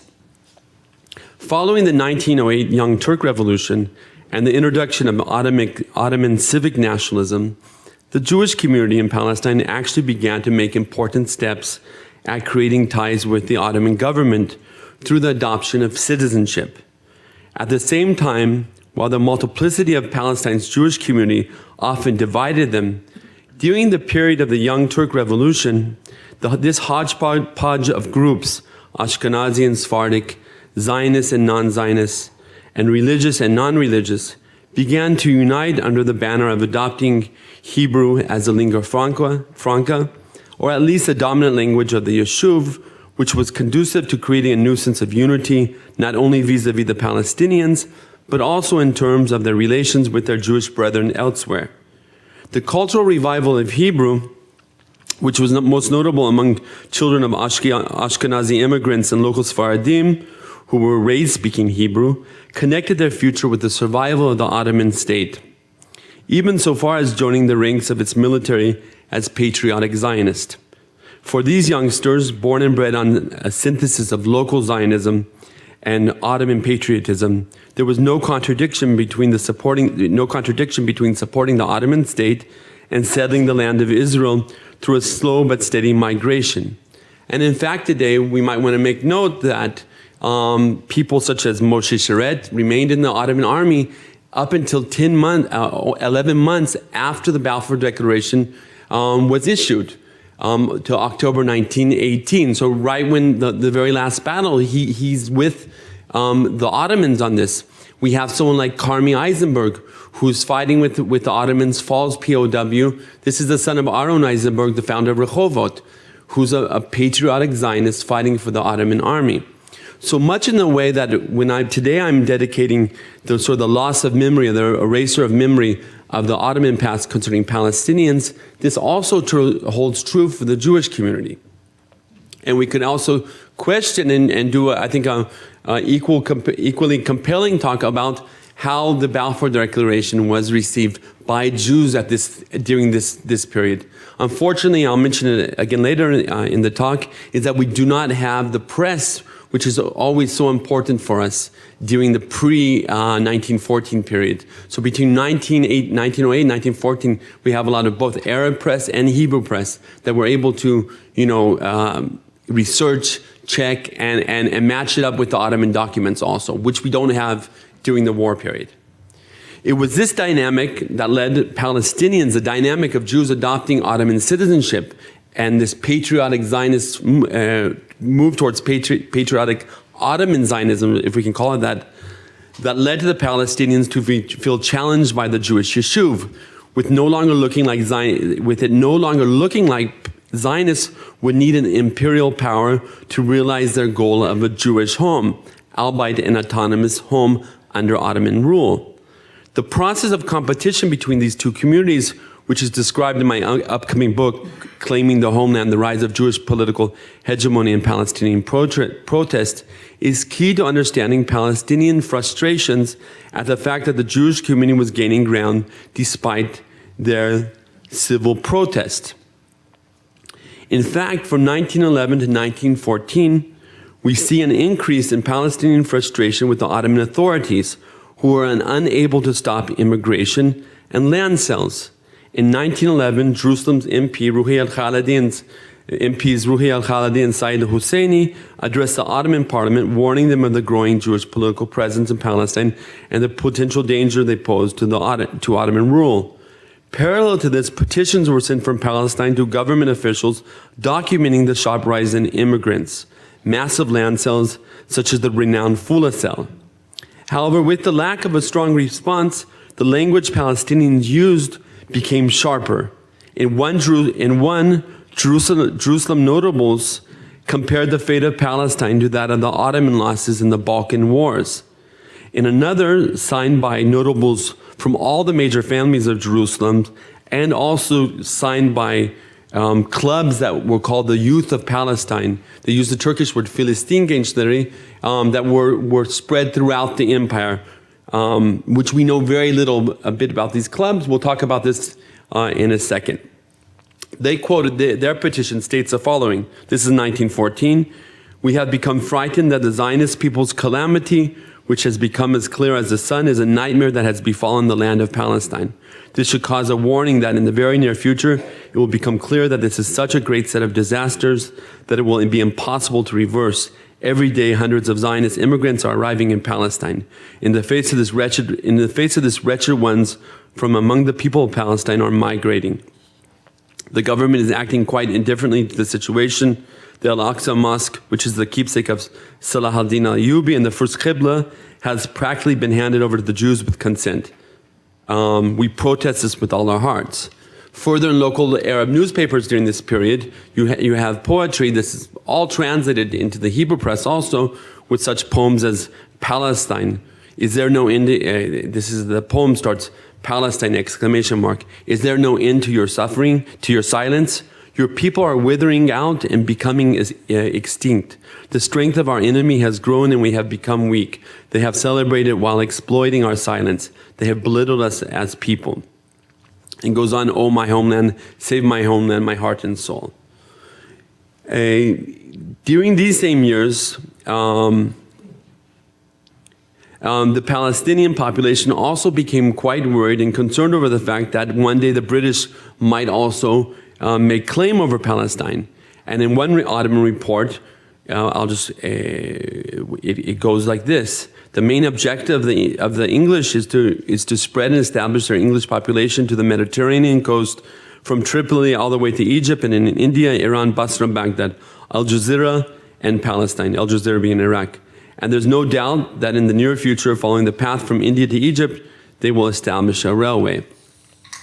Importantly, Palestinians sense that they to a great extent were abandoned by the Ottoman officials, and that Palestine was under a colonial threat is one key factor. Is a key factor in how a separate sense of Palestinian identity emerged. In fact, the years before World War I, we see the proliferation of terms such as Palestinian, Philistiniun, El-Shab al-Falastini, the Palestinian people, Ahli Philistine, the people of Palestine, Ibna Palestine, and Rijal Palestine, the children or the sons of Palestine, the people of Palestine, which encompass both Christian and Muslims. I need to stress here that Palestinian local identity did not cancel out their patriotism to the Ottoman Empire and can be compared to similar emergent identities during this period. Lastly, it should be noted that despite the trend of their Syrian Arab brothers lending a voice to Arab autonomy, Palestinians, despite all their frustrations with the Ottoman state, remained much closer, much more loyal to Istanbul, refraining from joining the Arab revolt for the most part also. This is a question that has perplexed me and something I will investigate in the near future. So why is all this information important in understanding how the Palestinians would react to the Balfour Declaration? Well, first and foremost, is that if we look back to the Ottoman period, we see that the Balfour Declaration was the realization of two separate concerns merged into one. Thus, the issue of the document, even if coming as a shock, in many ways confirmed existing Palestinian fears that Zionism would succeed in taking hold of Palestine and that the British would one day occupy it. With most papers in Palestine suspended during the war years, both Arabic and Hebrew, understanding the immediate reactions of Palestinians to the Balfour Declaration is not an easy task. However, it's safe to say that without a successful conquest of Palestine, the British would never have been able to make good on their promise to the Jewish people. And it is for this reason that when placed in the context of the war, the main concern of Palestinians at the moment was not the issuing of the Balfour Declaration itself, but rather Ottoman victory in Palestine. In other words, for the that's what I just said. Okay. Now, the importance of understanding the late Ottoman era also can be found in linking developments during the Mandate with earlier periods. For example, it was before the war when the Palestinians proposed the founding of a university. At the same time, the Jewish community was proposing the first plans for what would become the Hebrew University. During these years before the wars, Palestinians proposed setting up a fund similar to the JNF to purchase land jointly to counter Zionist land purchases. This idea was revived in the 1930s. It was before the war that Muslims and Christians united. In fact, we might one day be able to connect this to Muslim-Christian societies of 1919, established immediately after World War I, to the Palestine youth clubs established throughout the Ottoman lands. Nevertheless, despite the difficult task at linking the late Ottoman Palestine to that of the British Mandate, it is a rupture caused by the end of the Ottoman rule that needs to be highlighted. Following World War I, Palestinian protests shifted from a civic one to a nationalist struggle. This should come as no surprise, the revolts I'm talking about. In Iraq, in Syria, Egypt, on all these countries, violent revolts against the European occupiers took place. However, different than the citizens of these newly carved out territories of Iraq, Syria, Lebanon, and Jordan, the Palestinians faced not only the British and French, but were also placed vis-a-vis the Zionist movements, which for the first time received international legitimacy to fulfill its founding guideline enshrined in the 1897 Basel Program, quote, to secure for the Jewish people a publicly recognized, legally assured homeland in Palestine. More importantly, the British mandate did not only pave a pathway towards independence for Palestinians. It incorporated the Zionist program, which we talked about before, with the Jewish national home being reiterated throughout the different types of texts during this period. So, really, I think the note I'll end here is that to understand the dynamics of the mandate period. Whether it's Palestinian nationalism, whether it's the rupture and I would say the transformation from a notable system where the Ottomans were ruling and they ruled over Jerusalem and each family had a piece of the pie, to a completely new system where each family was put into direct competition with each other. This is of course the Nashashibis and the El Husseinis. So what we're seeing is that this really, I would say, hampered them or was the core cause of not being able to even think about, I would say, in the sense to recognize what we talked about, a 50-50 deal on Palestine. Remember, up till 1948, they're the majority. They see themselves as the majority, and to understand that, you really have to also look to the other countries in the other states in the region and their relations with the colonial powers, both before World War II and also, very importantly, during World War II, to understand what's happening in Palestine. So I'll go ahead and stop there. Thanks a lot.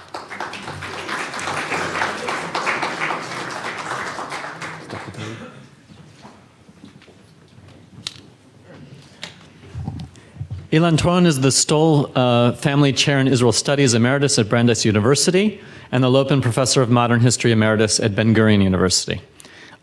He's founding director of the Schusterman Center for Israel Studies at Brandeis. He's author of Imagining Zion, Dreams, Designs, and Actualities in a Century of Jewish Settlement, and is co-author of Jews and Muslims in the Arab World, Haunted by Pasts, Real and Imagined. And Professor Troen's paper today is The Balfour Declaration, Historic Significance and Contemporary Relevance.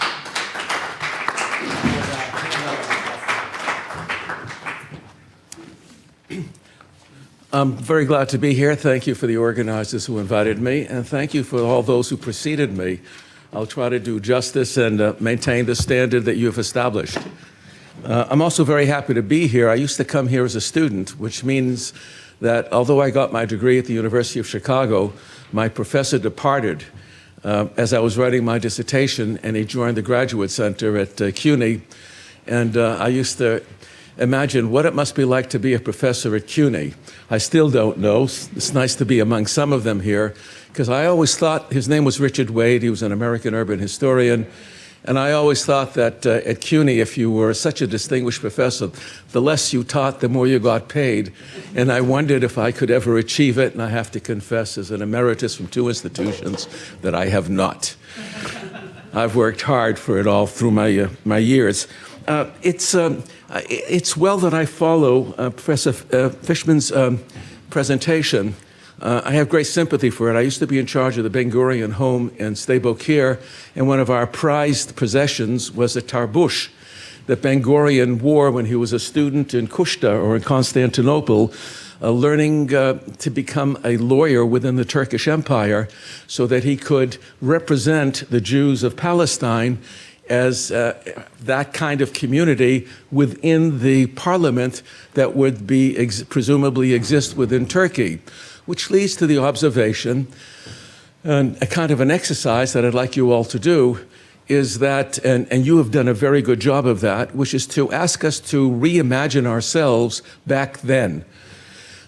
This is the centenary, and I do have a theme that begins then and comes to the present, but I'm always informed myself, what did it mean to be in Palestine, or in other places, or in the Austro-Hungarian Empire, or in Germany, or in Russia before the First World War. Who was to know that the Ottoman Empire was going to fall apart? Who could have anticipated that there would be a Balfour Declaration? And as students of Barbara Tuchman, something that people of my generation read, The Proud Tower, nobody could have imagined. The life was full of unexpected possibilities. And in fact, the Balfour Declaration is a product of the unexpected. As brilliant as Herzl was, and as organized as the Zionists were, and as powerful as the International Jewish Lobby was, it really required Balfour. Now, what I would like to do in the time that I have before me is to talk about the significance of Balfour then and the continuities with the significance of it now. And the fundamental point is to ferret out what I consider the single most important concept of Balfour, which was supported by a large segment of the world at that time and is supported by a large segment of the world at the present, but is also was under contention then, it is under contention now. And the word is, as I read the declaration, the most important word is people. And Casey really began to approximate it, and I was afraid he was going to give my talk when he put up the Wilson's 14 points. What's significant about the Wilson's 14 points for me is that it talks about rights, but not civil rights, civic rights, individual rights, human rights. He talks about national rights. The key word in the 14 points is the notion of peoples. It's a concept that begins to develop at the end of the 18th, early 19th century. Immanuel Kant did it very well, as they imagined how do you translate the wonderful, elevated, universal ideas of the Enlightenment into real polities. And Kant came to the reluctant conclusion that one needed to have a body politic, a state. And how do you create states? Is that you have a group of people who share ideas and are capable of forming such a society. Well, how do you identify such people? And the idea emerged that the way in which you can identify the people of a state is through some kind of affinity, some kind of historic connection.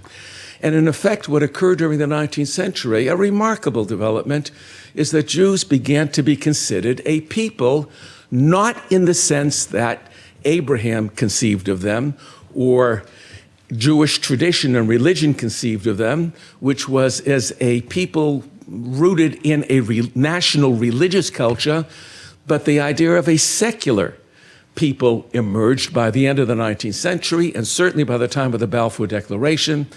And it is that concept that a secular people, like other secular peoples, deserve a piece of territory on which, and you have that in a French underwriting on one of your slides with the Armenians, that a people deserves a territory. And it is that idea, and without that idea, Zionism would have gone nowhere. So let me deal with that notion and also in the following way. Zionism and the Balfour Declaration would receive and is receiving very different kind of reception in many other conferences today. I was at a meeting of the AHA, the American Historical Association, around 2 years ago, and there was a session on the Balfour Declaration, very distinguished, very learned people, and they all defined the Balfour Declaration as original sin. That is the root cause of the problems in the Middle East today, certainly in Palestine. When the Prime Minister of England decided that they would celebrate in November the Balfour Declaration, Abbas, the head of the Palestinian Authority, said, "You shouldn't celebrate it, you must apologize." There are those who are asking for reparations. In a real sense, Balfour is original sin, or the origins of celebration from then and today. And the concept that I want to take a look at is the concept of peoplehood.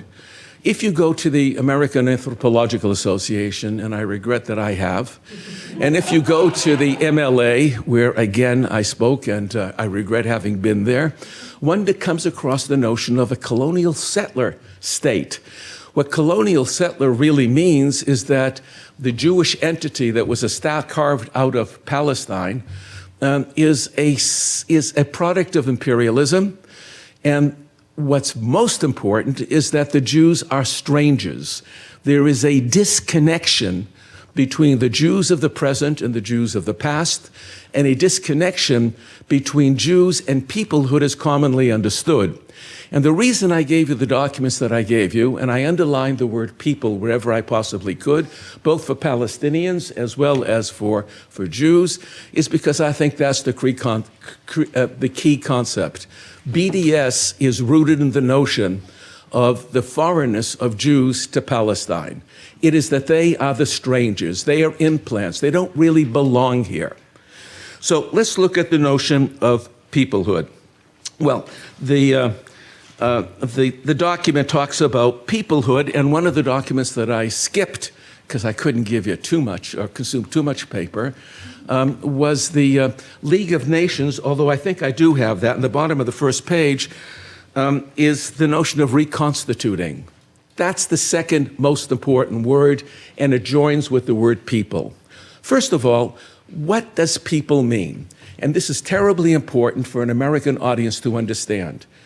The word people in English is not the same as the word people either in Arabic or in Hebrew. Totally different meaning.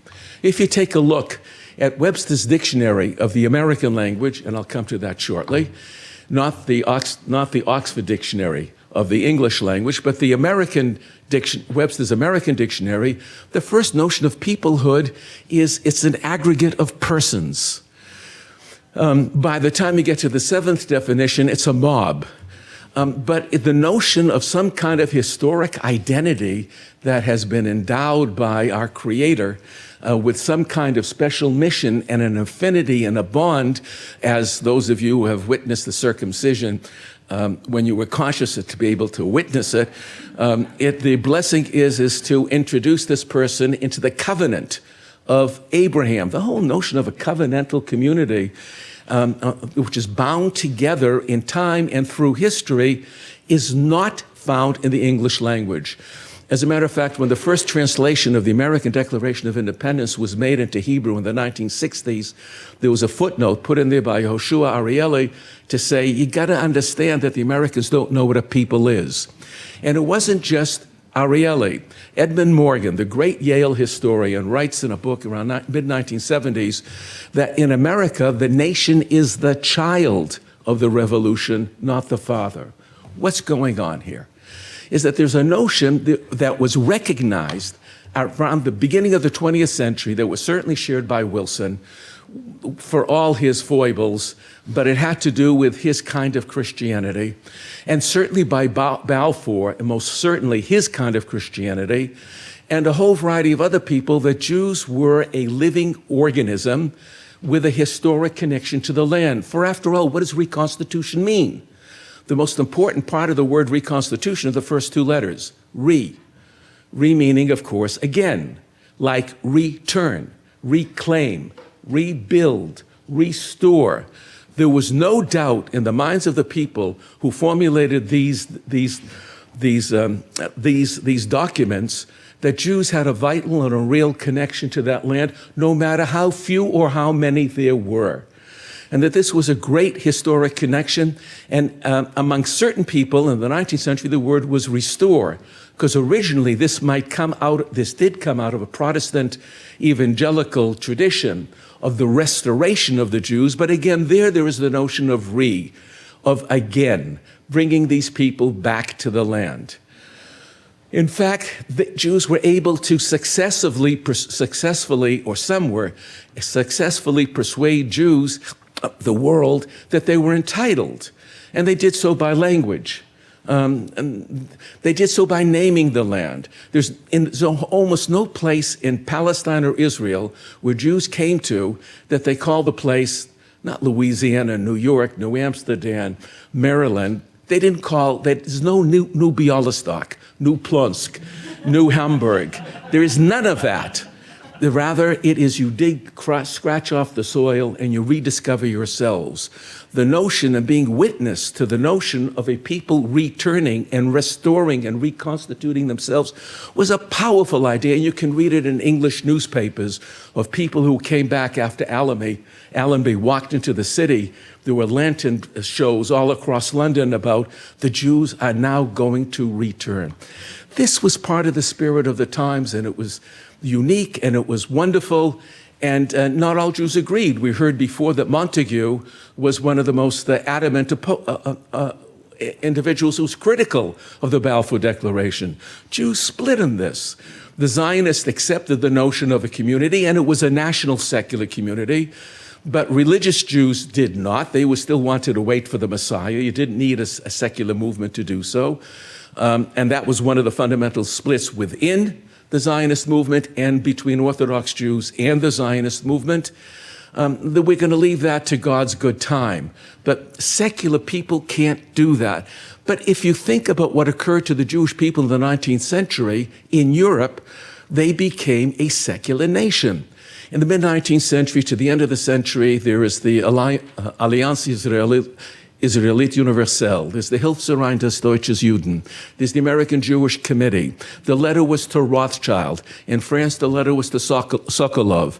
There was the young Ben-Gurion who was wearing his tabush in the Ottoman Empire and who becomes the leader. What characterizes all of them is that they are non-practicing religious Jews. Jews succeeded in making a transition from a national religious community into a national secular community that derived out of a national religious culture. Remarkable, remarkable phenomenon. Indeed, if you read Herzl has an election that takes place in his story of this utopian Alt-Neuland that's to be established. And one hero is a chemical engineer, naturally, who speaks German, of course. And his opponent is Rabbi Geyer. And what does Geyer mean in German? It means a vulture, which goes to tell you the kind of sensibility that this anti-religious, anti-clerical position that the leaders of the Zionist movement have. Brandeis is not known as a churchgoer either. Ben-Gurion went to church or synagogue 3 times after he immigrated to Palestine. Once for the bar mitzvah of his son, by accident after the Declaration of Independence, and the third occasion I forget tonight. But that was it. So you have this secular international entity. If you would read the American Jewish Yearbook, and the American Jewish Yearbook lists at the end of it, or at least used to, the hundreds of organizations established in this country and abroad. And the single most important bond between most of those organizations is that they are there to support and indeed rescue fellow Jews throughout the world. It is the secularization of one of the most important commandments in Jewish experience, articulated by Maimonides as the 614th commandment, which is called Pidyon Shvuyim, or the redeeming of the captives. It was a religious commitment to redeem Jews who were in trouble. By the mid-19th century or 20th century, it is the commitment of secular Jews and secular leadership to redeem and save and protect fellow Jews. So that's the notion of community that Jews had. There were those who opposed it within Judaism. There were those who opposed it outside. And in the limited time that I have, I'd like to talk about how people claim land and take that up to the present. There are 2 ways in which people have claimed land through history. One is through a religious argument. Indeed, Rashi, 1,000 years ago, a Jewish commentator in France, argues that the reason that the Bible begins with, in the beginning, God created the heavens and the earth, Bereshit bara, he says, that's because this book given to us by God begins with the notion of the earth was created, was to show that God, the earth is the Lord's. And he goes on to say in his commentary that it's to show the listim, the robbers, who would take away God's creation and claim it for themselves. You couldn't rule territory until the end of the 19th century unless it was legitimized by some kind of deity. About the same time, by the way, you couldn't be a ruler unless you ruled by divine right. Human history is really immersed in the imminence of a sense of the presence of a deity who gives meaning and legitimacy to life. That changes in the 19th century. The American Declaration is different. If you remember, and I'm sure you all do, the American Declaration of Independence doesn't talk about the American people. That's what Edmund Morgan meant. They don't yet exist. Hence, Webster, I think it's 1819, writes the Webster's Dictionary of the American Language. We suggested you ought to spell tongue, T-U-N-G. He wanted a democratic language, not an aristocratic one. During the War of 1812, Uncle Sam is invented. He's tall, he's thin, he's taciturn, as opposed to short, fat, and loquacious John Bull. Go on with this. Hawthorne in The House of Seven Gables talks about, when are we going to have an American literature rather than Sir Walter Scott type knights and romances?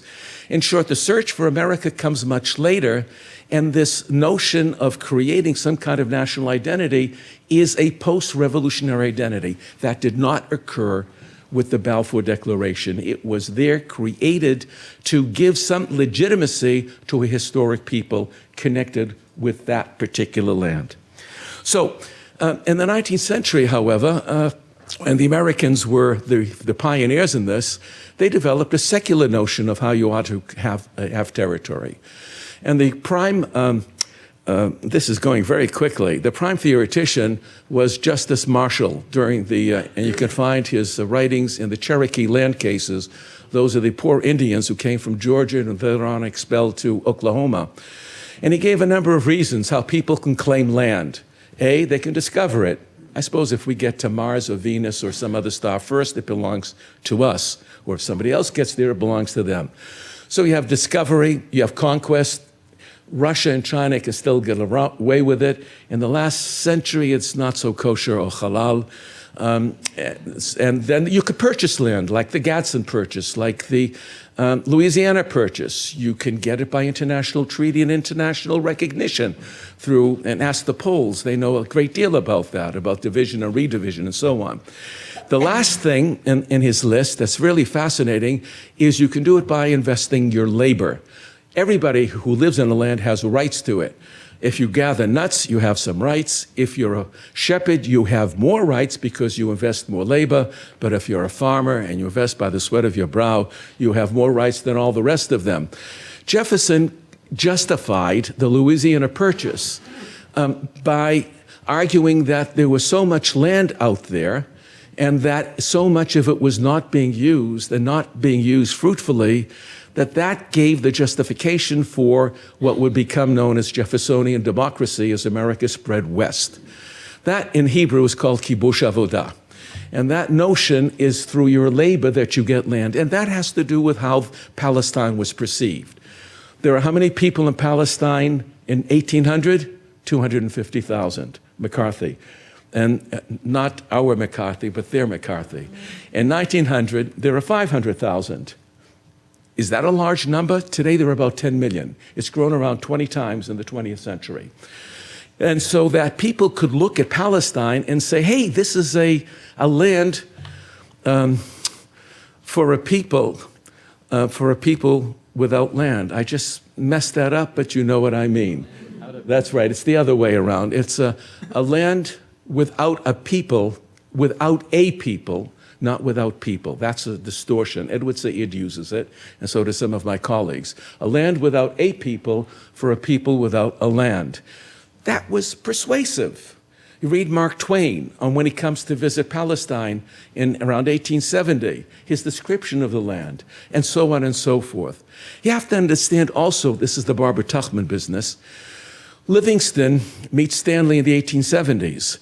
If maps of America until around 1848 has the territory beyond Kansas as the Great American Desert. The world, the North Pole and the South Pole are still being discovered.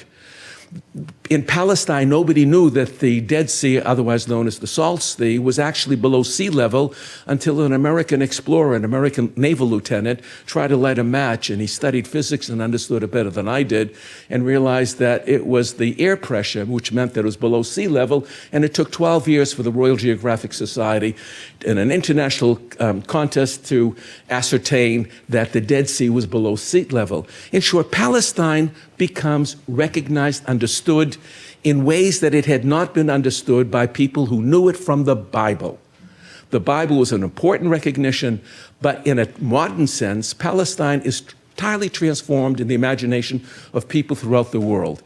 Izmir, Alexandria, Haifa, Akko, Jaffa, Tel Aviv, Beirut almost don't, except for Alexandria, don't exist in 1800. Beirut is a 19th century city. Izmir, Smyrna, is also a 19th century city.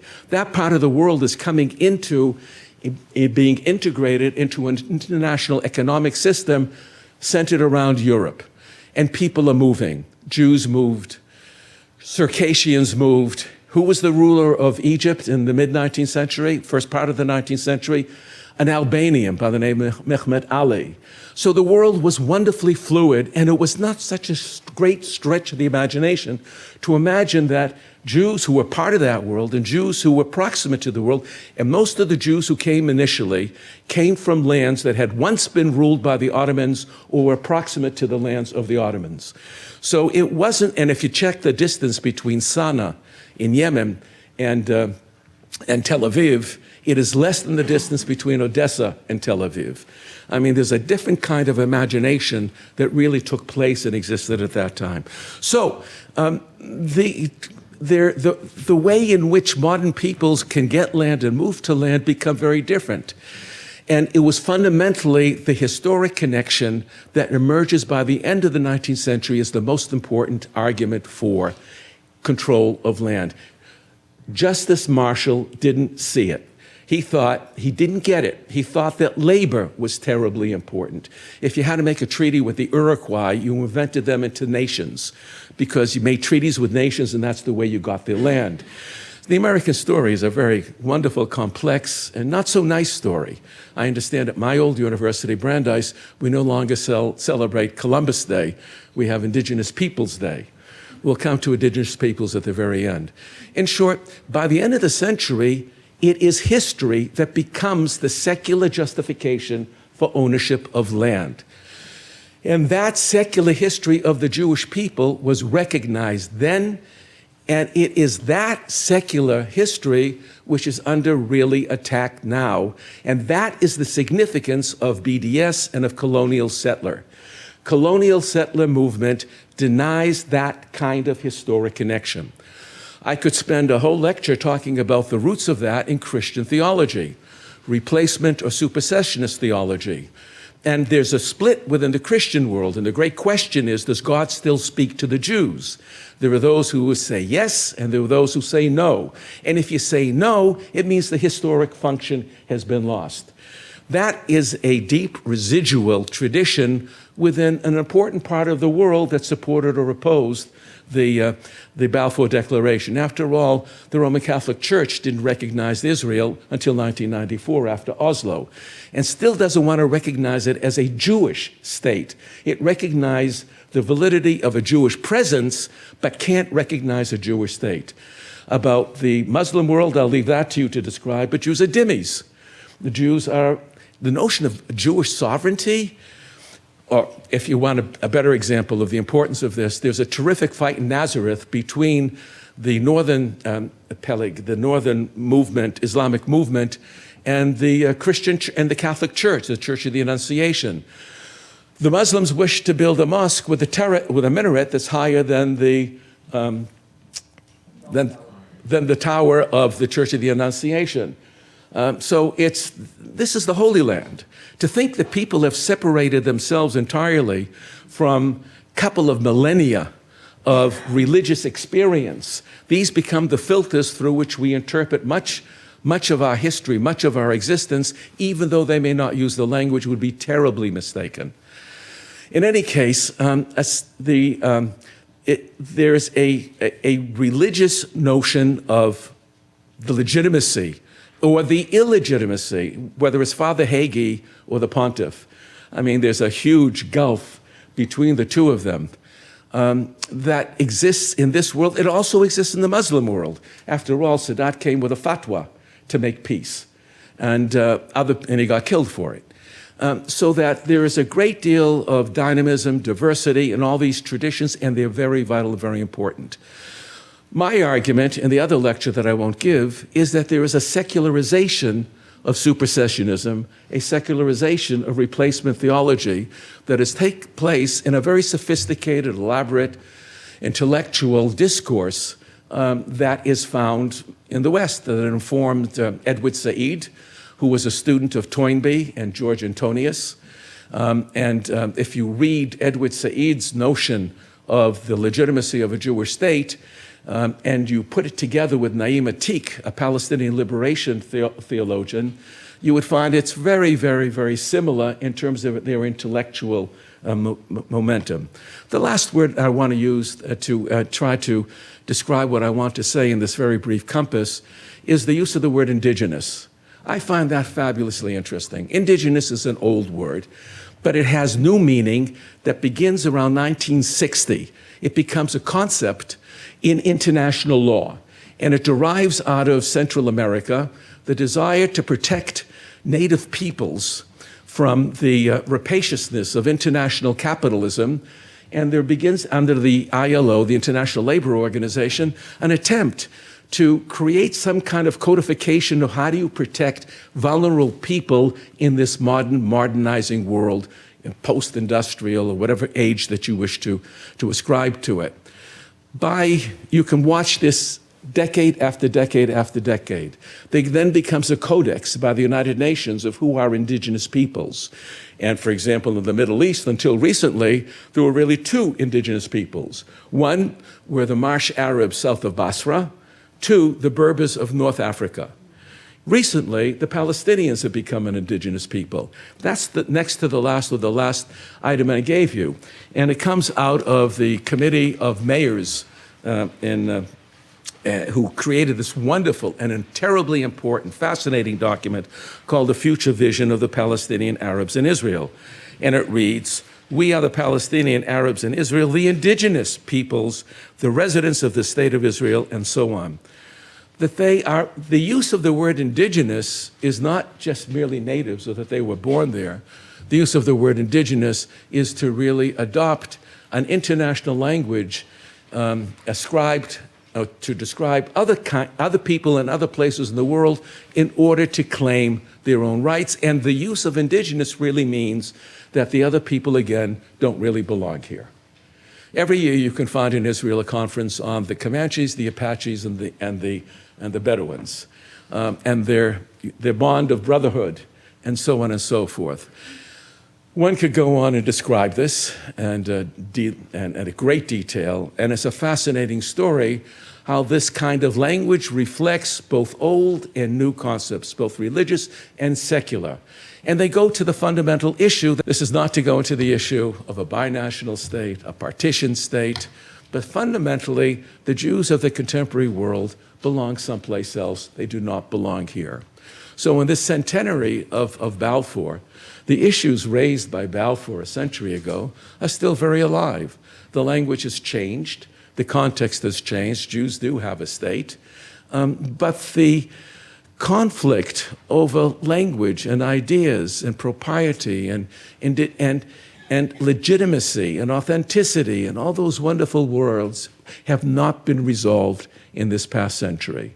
And I would suggest to you they're unlikely to be resolved in the near future as well. So,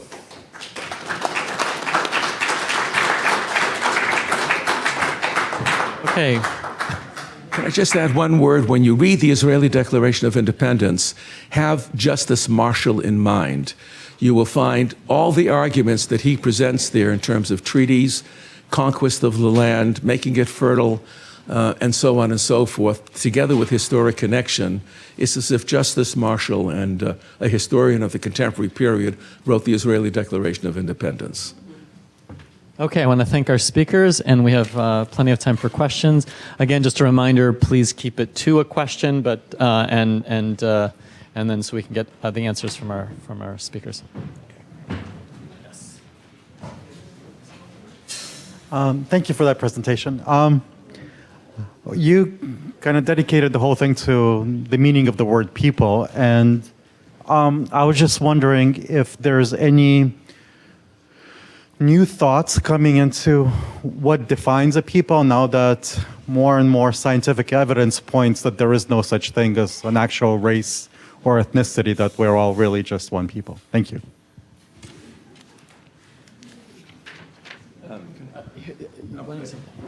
I don't know who you are, but I want to thank you because There are times when I like to pull out the following document. I used to be director of the Ben-Gurion archives, and I used to love to rummage around it and look for interesting documents, like Sara Reguer loves documents. I love documents.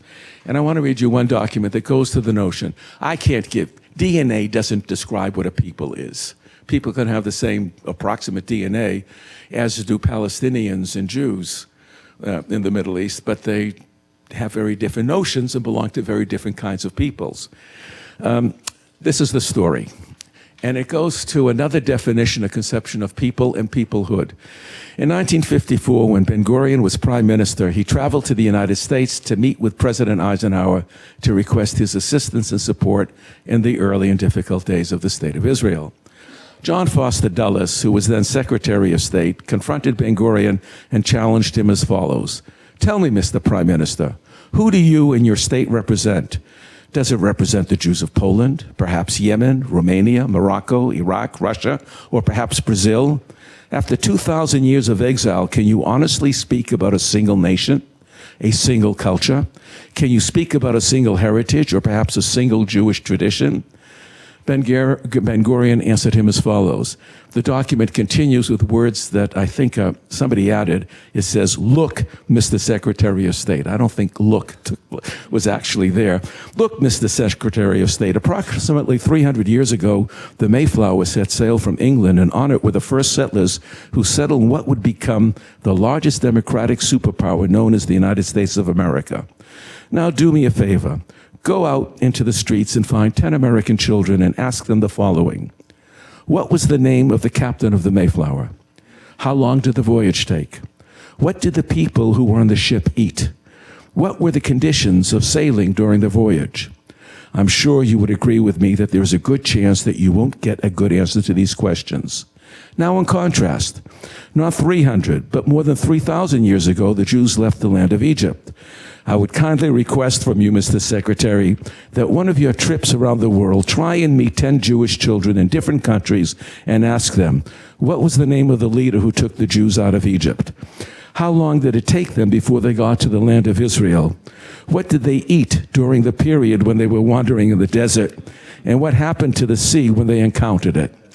Once you get the answers to these questions, please carefully reconsider the question that you've just asked me. I'm reminded of once having been in Australia during the time of the native title debates. And there was a wonderful statement by an Aborigine leader from the Mabu area. And he said, gee, you know, we don't have written records. We have some items in the wall. But what we really have is memory. 40,000 years of it. Memory, just like the Jews. Memory and cultures that derive around memory can be a powerful way in order to create a culture, including a national culture. So I can't, it's not genetics, it's none of that stuff. The scientists won't answer the question of who and what constitutes a nation, certainly not in this case.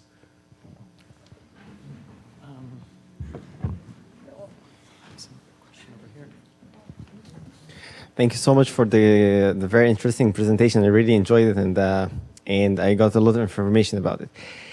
My question is about the secular nature of the state. Like you mentioned, that Israel is a secular state. Do you think that there is a need for more elaboration on that? Because actually, as I understand, as I studied political science, I think that secular state is not based on religion or ethnicity.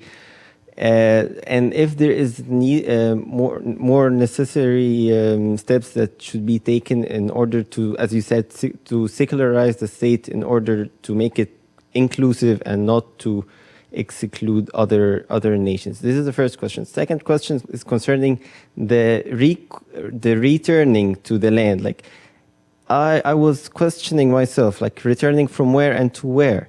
Returning from their own lands, from their own countries, where they lived, where they had nationality. Like, for example, Egyptian Jewish who were living in Egypt, they are Egyptians. Like, before they become Jewish, they are Egyptian. They have bonds to the other Egyptians, whether Muslims or Christians. They have kind of identity that they need to preserve, and that all Egyptians, they are proud of their Jewish fellows, you know. So why they should leave their own land and to go to another land? So is it a matter of returning or leaving their own land? Thank you. It could very well be both, but you can also handle this question.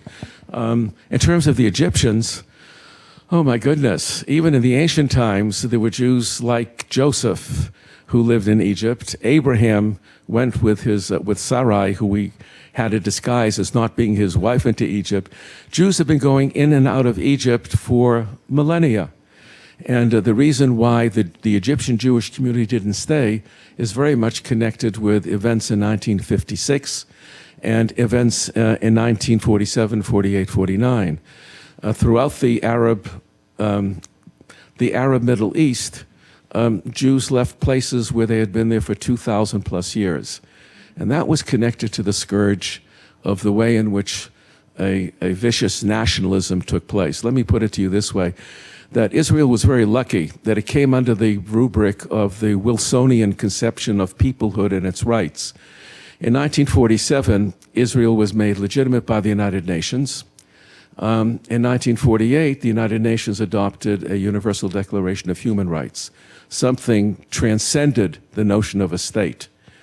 And it did so because of what happened in the Second World War. Nationalism, when carried to an extreme, can be terribly disruptive, vicious, cruel, and it was an attempt to moderate nationalism. Nationalism in the Middle East has also been, outside of the Arab-Israeli conflict, the kind of contending identities, religious and national and ethnic, have not been far from resolved. There are people who may someday rue the end of the Ottoman Empire.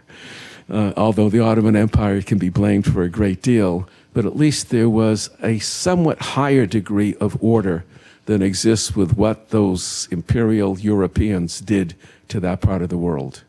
I hope that helps somewhat. You asked big questions. It's a short answer. Louis, do you want to?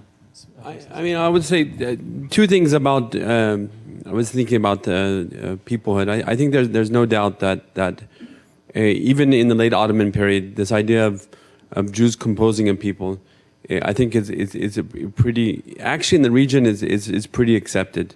That it is a people. That's among Arabs also. In all the documents, it talks about Jews and foreigners. Talking about they're not including the Jewish groups as when they're talking about foreigners, they're talking about British, French, different people. This is in the 1913, 1914 documents that I'm dealing with. But on the same token, they're saying that okay, this is great that Jews have roots to this place, but that doesn't mean. No, they're literally saying that we're afraid that we're going to be displaced because of this, and that's the interesting notion here. Not that they don't have indigenous rights or they're not connected to the land. That it's going to be they're going to have to pay for it by leaving. And this is really early on. I'm talking about 1910, 1913, 1914. That when they start developing themselves as a people, of course, there's no ethnicity or race of a Palestinian people. Right? There's no ethnicity.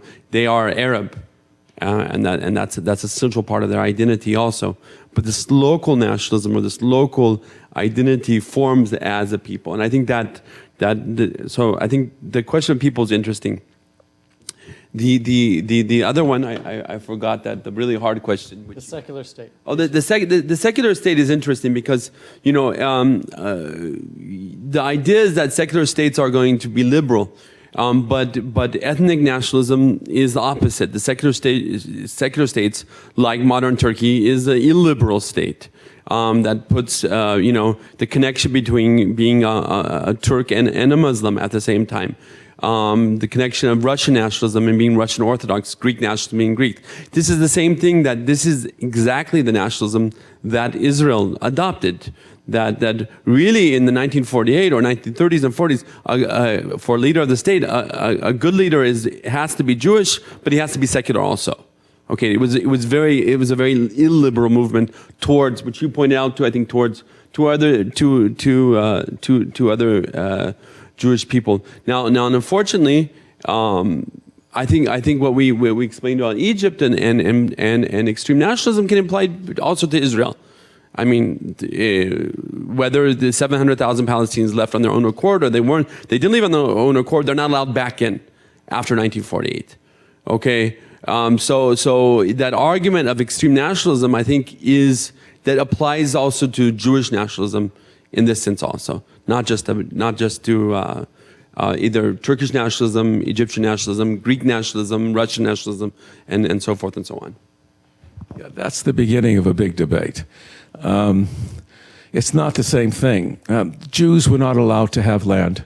The restrictions on Jewish purchase of land and on Jewish rights existed for centuries. In the 19th century, European Jewish scholars compared the situation in Germany with that in the Middle East, and they said, in Europe, it's worse than in the Middle East. But to try to conjure up the idealized relationship between Jews and the other communities in the Middle East just doesn't work. We heard before that Arabs, Muslims, and Arab Christians could imagine bonding together in a movement, but notice that Jews were excluded. And the desire that if you accept the notion that peoples are to have entitlements, the only state that will work for Jews is a state in which they are majority. But it's not so strange. Let's meet together in another 50 years or 100 years, if we can set it up. And if you take a look at the flags of Europe, take a look what's common to the flags of Switzerland, Great Britain, Holland, all the Scandinavian countries, of Greece. They all have what? They all have a cross. You don't create in ideo, ab nihil. You don't create a state. States, unlike the American abstraction of just a group of people who come together with certain elevated notions, states, like individuals, have a history. States or peoples aren't something like a generic brand that you pull off a shelf in a great supermarket. They do have branding, they do have wrapping, they do have histories, they do have personalities. And states do have a desire to maintain a certain kind of identity. That's why they exist. To have a language, a culture, a history, create institutions. What kind of school system would you have in any number of states? The last, by the way, Israel is very complicated. I'll just make with this sentence. Always amazes me, and I find an item of information that requires thought, and I haven't figured it all out. But the last ministry that was established in the state of Israel, and it took a couple of years to set it up, was the Ministry of Education. It was the Ministry of Education and Culture, because that went to the question of what is the culture of this country? It is a very difficult question. And it hasn't been resolved by my lifetime. I hope maybe by my grandchildren's lifetime, but I'm not confident of that at all.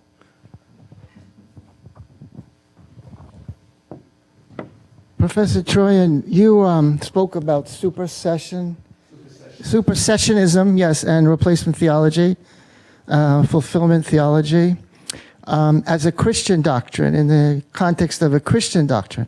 Could you speak to us in the context of Islam and replacement theory and supersession in Islam? There's a parallel. Is that Muhammad is the last of the prophets, and Islam superseded Christianity and superseded Judaism. But the connections are real, and therefore that these peoples have rights. But again, there's no such thing as a Jewish position. There's no such thing as a Christian position. There are different Christian positions. Father Hagee, as opposed to what goes on at Riverside Chapel, is about as distant as the Satmar rabbi from Martin Buber.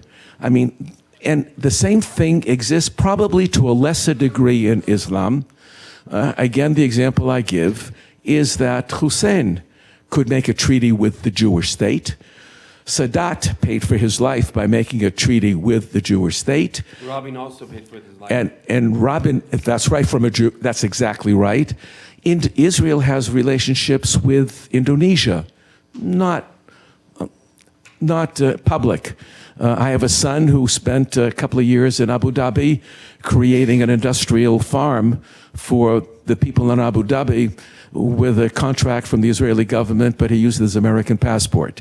In short, all kinds of things go on in that part of the world, but in a public level and an articulated level, it becomes problematical in the Arab countries. It's the Arab Muslim world that is most problematic for Israel, not the Muslim world. And even within the Arab Muslim world, they're not all of a piece.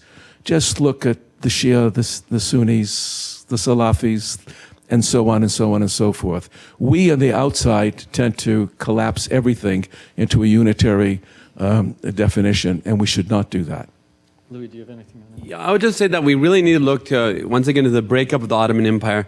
I mean, if we look at the 1908 parliament, you had 8 Jews in the parliament. They were parliamentarians. Ben-Gurion himself, like you mentioned, dreamed of being a parliamentarian in the Ottoman lands, and the idea of equality was quite strong. Even this idea of, I would say, was a post-dhimmi. I mean, the Ottomans have a long history of the 19th century reforms that I won't go into them now, to show that it's important to look at the different religions, but to give them to put too much to stress on them, to emphasize them, is problematic. Because, and I think you said it quite right, that it depends where, Islam in Turkey is not Islam in Egypt, Islam in Egypt is not Islam in Syria, and at different times in different places and stuff like that. What I will say though is that Arab nationalism did have a room for Jews in different places at different times. And Arab nationalism is unique in the sense that it's an ethnic nationalism, but is not connected to religion, like Judaism or like Greek nationalism or like Russian nationalism and all these others I said. So, and I think that's important. And that's where the case of Egyptian Jews that you spoke of and Iraqi Jews. I argue against it actually in the new scholarship on Palestine. I don't see the Jewish community in Palestine as identifying as Arabs, but certainly there were places in the late Ottoman period where they did identify just as that. And we're disappointed. Yep. So Arab nationalism, you talk of Arab nationalism, but one thing that hasn't come up is Syrian nationalism. And Palestine, I mean, among the Arabs is considered southern Syria. And, and I think a big part of the conflict is that Zionism and Syrian nationalism are irreconcilable in some ways. And I guess, so my question is that conflict between Syrian nationalism and Zionism part of what generates the conflict? And how should we think of as the Balfour Declaration in the way as the end of the Syrian nationalism in focusing so much on this crisis and making the greater Syrian dream impossible? I don't know where Syria is. Does it end in Beirut? Well, Greater Syria. I mean, there were all kinds of ideas. I mean, this is a fascinating question. How did people imagine themselves? I mean, there was no Greater Syria. There was the Ottoman Empire. Palestine was run by Damascus. Turkey, if you go to get an education in Turkey, by the time you get your matriculation, you study the Hittites at least twice. If you go to the National Museum in Ankara, the first rooms you will see are rooms about the Hittites. The Maronite Christians in Lebanon imagine themselves as Phoenicians. The Copts imagine themselves as Egyptians. Saddam Hussein used to stamp on some of his buildings something relating back to Nebuchadnezzar. And Jews imagine themselves as Canaanites, and the battle that we have with the United Nations is that the Palestinians imagine themselves as Canaanites. And in short, the possibility for inventing identities is to invent a phrase, is absolutely enormous, and it is not neat. One of my favorite expressions is that models are neat, reality is messy. And the reality of nationalisms in the Middle East is unbelievably messy. Unbelievably messy. And in case of Syria, just imagine Lebanon was created in the early 1920s. Wonderful. It was based upon the realities of a population balance in the 1920s, where the Christians thought that they would be significant for a long period of time. That ended certainly in the 1970s. So, Barbara Tuchman, we imagine worlds both in the future and in the past, and we so often get it wrong. Nationalism, in an interesting way, Arab nationalism ended in 1967. There was then a turn towards an establishment of local identities. That's when Palestinians imagine themselves as Canaanites. I mean, it's a fantastic story. When Hussein imagines himself as an Nabatean. Take a look at postage stamps from 1967 onwards. On one side is Petra, the Nabatean fortress, and the other side is Al-Aqsa.